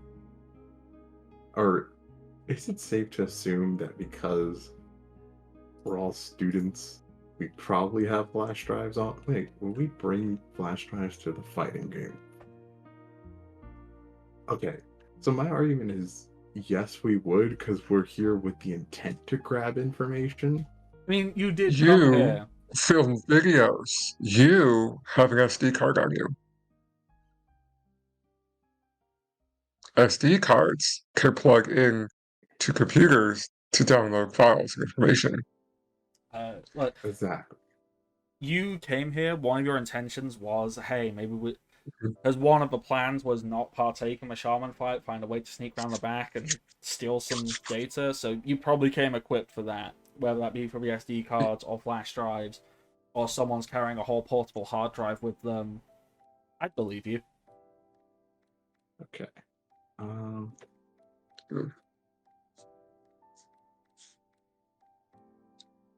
So what was I saying? So I think Kunal will plug in and just start moving data. Yeah. Granted, part of me wants to do disaster child thing of like copy everything on his computer, but I feel like realistically that would take so much time. Oh, That would require like hours. So, just taking a brief look around the files here.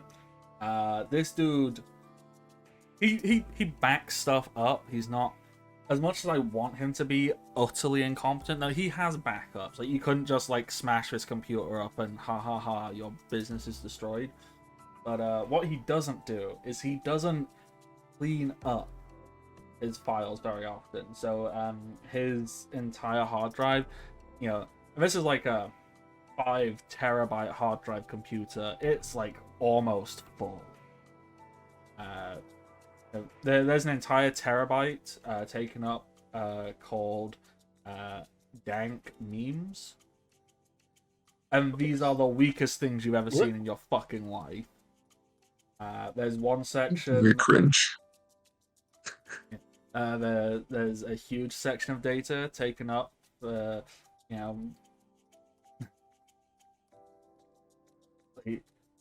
his new build he's going to make for playing, whatever big interesting video game is, and it's fucking terrible. Like, he's got simulations, he's got like a bunch of math that he's clearly paid someone else to do. It's like finding a way to play the game in the most unoptimal way possible, but he thinks it's better. And he's got a whole TED talk on why it's actually the best way to play. No one's asked him for this TED talk, but he has it ready.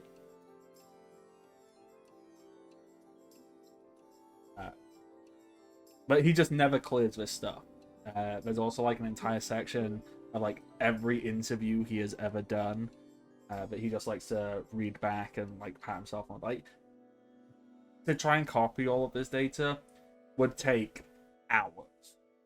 So yeah, I think she is going to have to home it.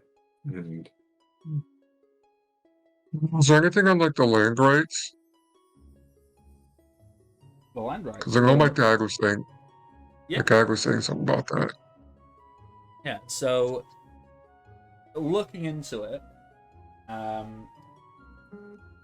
that kind of comes up a little bit in the discussion of, why here, why this land, due to the natural spiritual nexus of this location. Where Bear Ridge exists is just a natural, powerful conduit, and because of that, it creates the right environment needed to hold something powerful like the King of Spirits. But you couldn't just go and do this in the middle of anywhere. It can only exist here. You assume that the actual King of Spirits that exists out in the world is in another place like this, but Bear Ridge it's a very accessible place, because it's just a place that exists and people can go to. So that's why it's been chosen here, and he wants to accrue more land to, essentially capitalize on, this spiritual energy and the ability to absorb it. And hey, just capitalize on the land. If I buy more land, I can build more stadiums and make more money. It's a lot of overconsumption. again, subtlety. Yeah. There doesn't seem to be anything illegal in what he has done for collecting it, but there is definitely some very questionable stuff. You see, if you look back, even before he went and bought this land, he clearly had been not investing, but trying to find ways to decrease the land's total value. So, he will have built, he would have bought a piece of land, for example, and then purposely built a factory on it. And that factory would then decrease the value of all the land surrounding it, because land near a factory isn't as valuable as, farmland, for example. Because, it's near a factory, it can't be used for certain things. So, there's definitely some very shady and immoral stuff, but nothing technically illegal.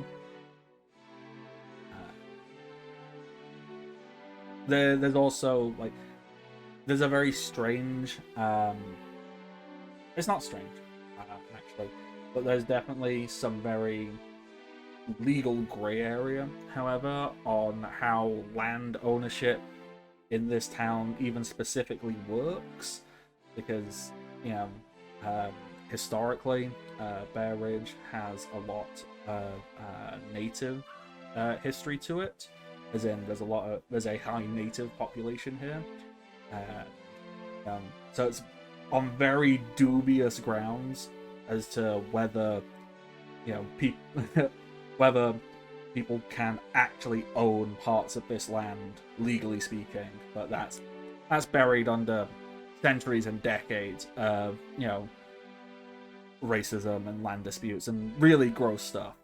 But that is something that is maybe something like, I don't know if you, a group of teenagers, could do anything with that, but it might be useful information. I think criminologist is like, I'm gonna copy that, or well, yeah. If it looks, I think it's like trying to filter legal information through a child's mind, and it's just like, realistically speaking, I'm pretty sure he's just grabbing whatever looks sketchy enough to be like, oh yeah, this will ding. Yeah. That kind of seems like a jerk move. Maybe, it'll make people not like him as much. Sure. I mean, it's a very difficult position to try and oversimplify right here. But the basic premise is, because like obviously there's also land that wasn't owned. Like, of course he's just going and buying farmland, going and buying up people's like pastures. But there's certain other parts that he clearly doesn't actually own, that he's kind of just spilling out onto. So he's definitely breaking some laws there. And then there is the greater like moral and historical legal issues with, is anyone aside from the ancestral people entitled to own some of this bits of land? That is not stuff he is buying off of other people. That's just like where he's kind of slowly spreading himself out into. And that's not buying off individual. That's not going and buying off of Mr. Jones or Farmer Jeffrey. That's strange illicit business deals that are being made with senators and the state itself. There's a lot of kind of shady stuff there. They said I don't know if a group of teenagers could probably do a whole lot with that on their own, but in a total and full takedown of this person, yeah, it's probably useful information to go, yeah, he's engaging in really shady illegal activities with the government. That's probably useful. Exactly. But I'm sure time gets wasted in, like, fundamentally, he is a child. He doesn't know exactly what to look for. Yeah, that's why, like I said, that's kind of why I had Thomas, like, just grab the contract. Because, like, I feel like there's gotta be something in that contract that is just weird and would grab someone's attention. Yeah, I mean, there's definitely some very weird thing. But there's like 3 pages dedicated to AI. Yeah, exactly. Well, like he has no idea what to look for, but he knows that someone will. Yeah, and I think that's kind of like the thought process that I'm using, at least. Mm-hmm.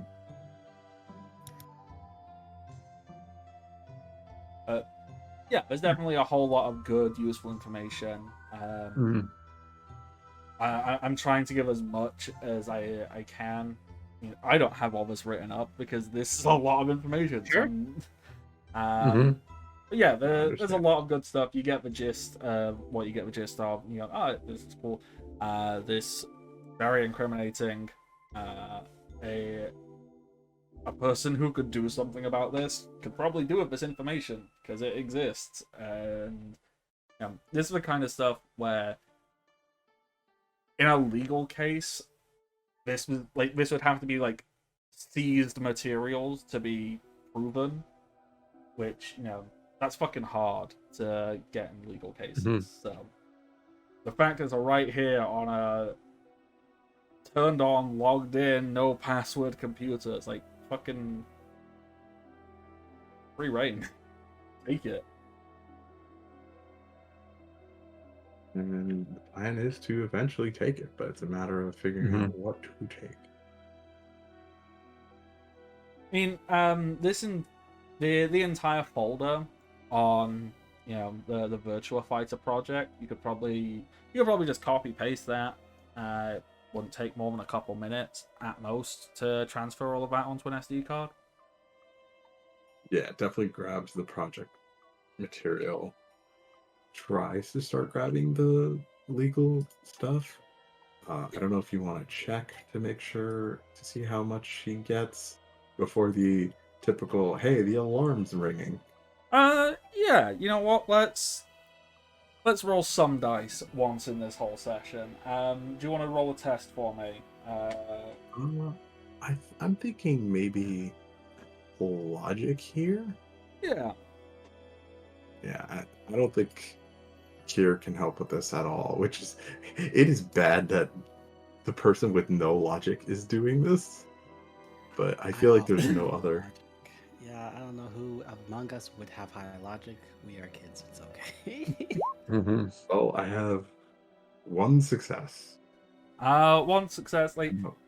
so 2 successes is normally needed for like a lot of like as like the base level things. But you've got 1 success, so you get all the basics of a Virtua Fighter stuff. That's done. That's for free. Because that's probably the first thing you went, ooh, yeah, click. With the 1 success, I'm gonna say you get a digital copy of the contract, but Thomas has a physical copy of, so in case anything happens with that. And the only other thing you will get, it's covered in legalese and corporate nonsense, but you get the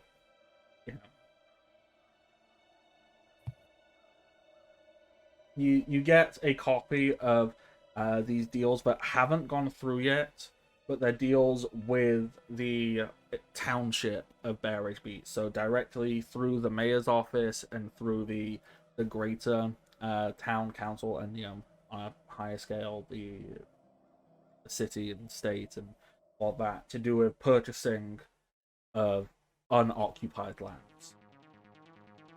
Unoccupied, which is that's some shady stuff. So you get a hold of that as well. I should probably write this down somewhere. This information is probably very much worth writing down. We're getting plan info here. And you said like a vague, like basic info on how to occupy, on how to buy occupied land. So it's like preliminary sale contracts between Elmer Husk and the township of Bear Ridge Beach. So it's stage 1 of contract exchanges, but basically it seems that the mayor, and then probably even higher up, if it goes higher up than just the town, about buying these lands that he has no legal right to. Okay, I think if you wanted this to be the point where they get caught, I think I have a fun way of doing this. I mean, Thomas, have you been keeping watch out this whole time, like occasionally just peering your head out and seeing what's going on? Oh, yes, yeah. I think he's peering out. Yeah. You would see that, about this time you see Elmer Husk starting to return back. No idea where he went, but he's on his way back. And I'm just gonna go like, whatever you're doing, make it quick. He's coming. And I think what Kunal does is when he thinks that like, oh, it's almost done, blah blah. Now he has time to goof around. Logs onto his Twitter and just goes, uh, my cars are exploding death traps, and my workers should unionize on his account. Damn. As you click send, about 15 feet away from the door, you hear a bunch of like Twitter notifications. I was about to try and imitate them, but then my brain forgot what a Twitter notification sounds like, and the only notification sound I could think of was the grinder one. And I was about to go like, that's not right. That is not a Twitter noise at all. No, that like I was about to do like, that's not the Twitter noise. That's a grinder noise. What's the Twitter noise? But you hear these like on ping, ping, ping, ping. What the hell? Like, oh my god. What the fuck? Oh, fuck. And you never should have cut out that edit feature. And he's immediately trying to deal with that. He hasn't made it back to the door. You've actually bought yourself some time here as he's distracted on his phone. Amazing.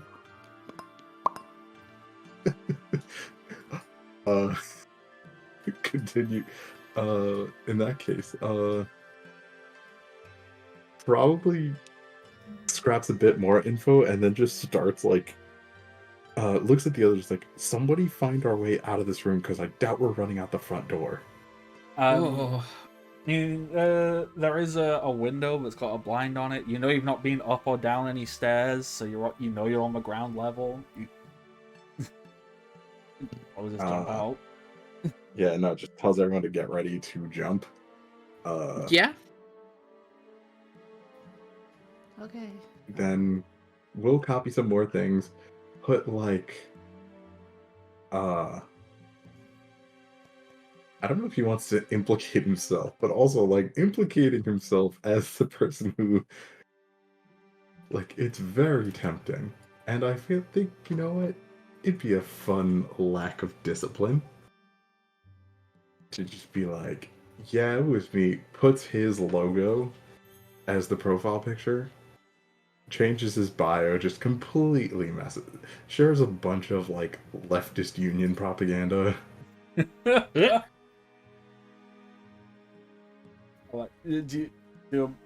So I don't know if Trans Kunal flag up. I don't know if Kunal would use this moment to retweet a bunch of your social media stuff onto Elmer Hust, or I don't know if you want that kind of attention.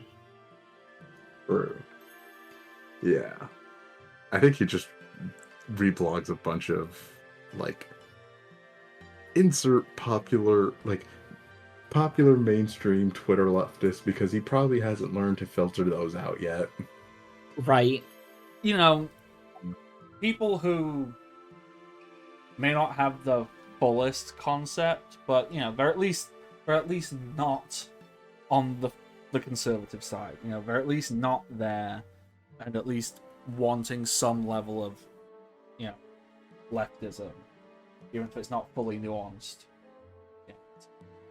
Yeah. And It's then better than not. like, and then like a bunch of trans positive posts just because to really put nail in the coffin. Oh yeah, definitely. So as you're doing this, you know, all the like, were you just saying something, Jamie? I'm getting no sound from you at the moment.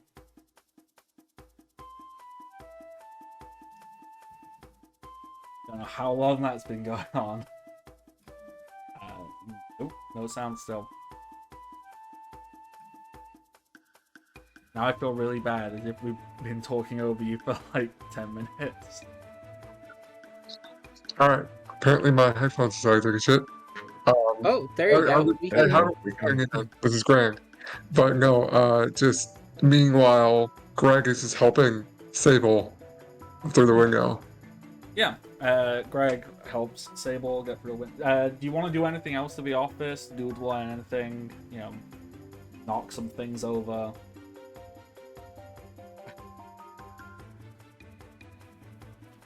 All right. I'm good.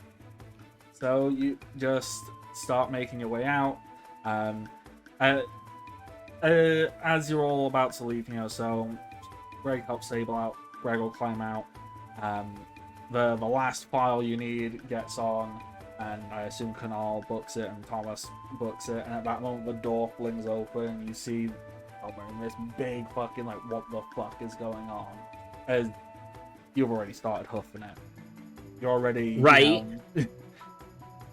We're out.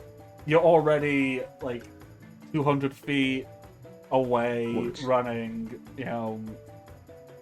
I don't know if you're running whilst flipping him off, but I would assume so. Oh, absolutely. Double birds. And Probably. we will. You get a good distance away.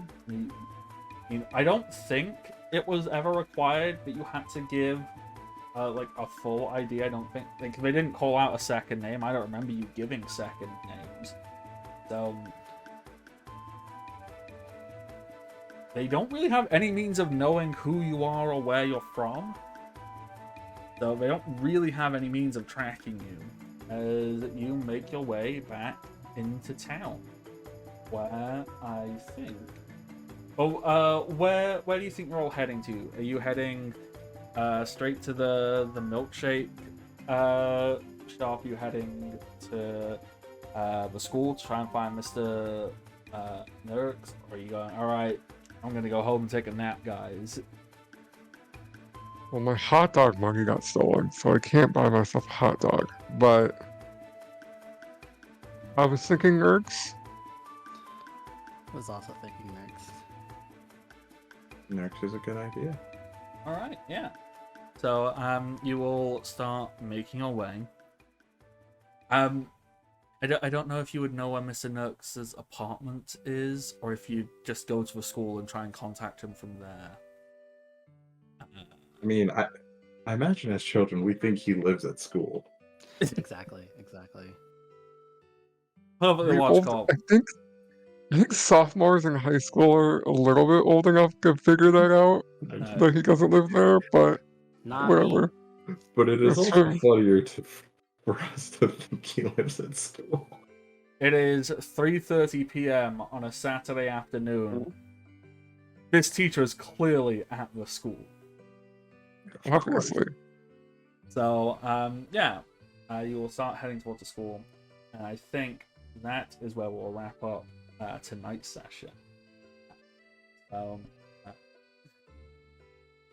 It's a very weird mix of a session. We had therapy, we had flirting, we had corporate sabotage, and dunking on billionaires.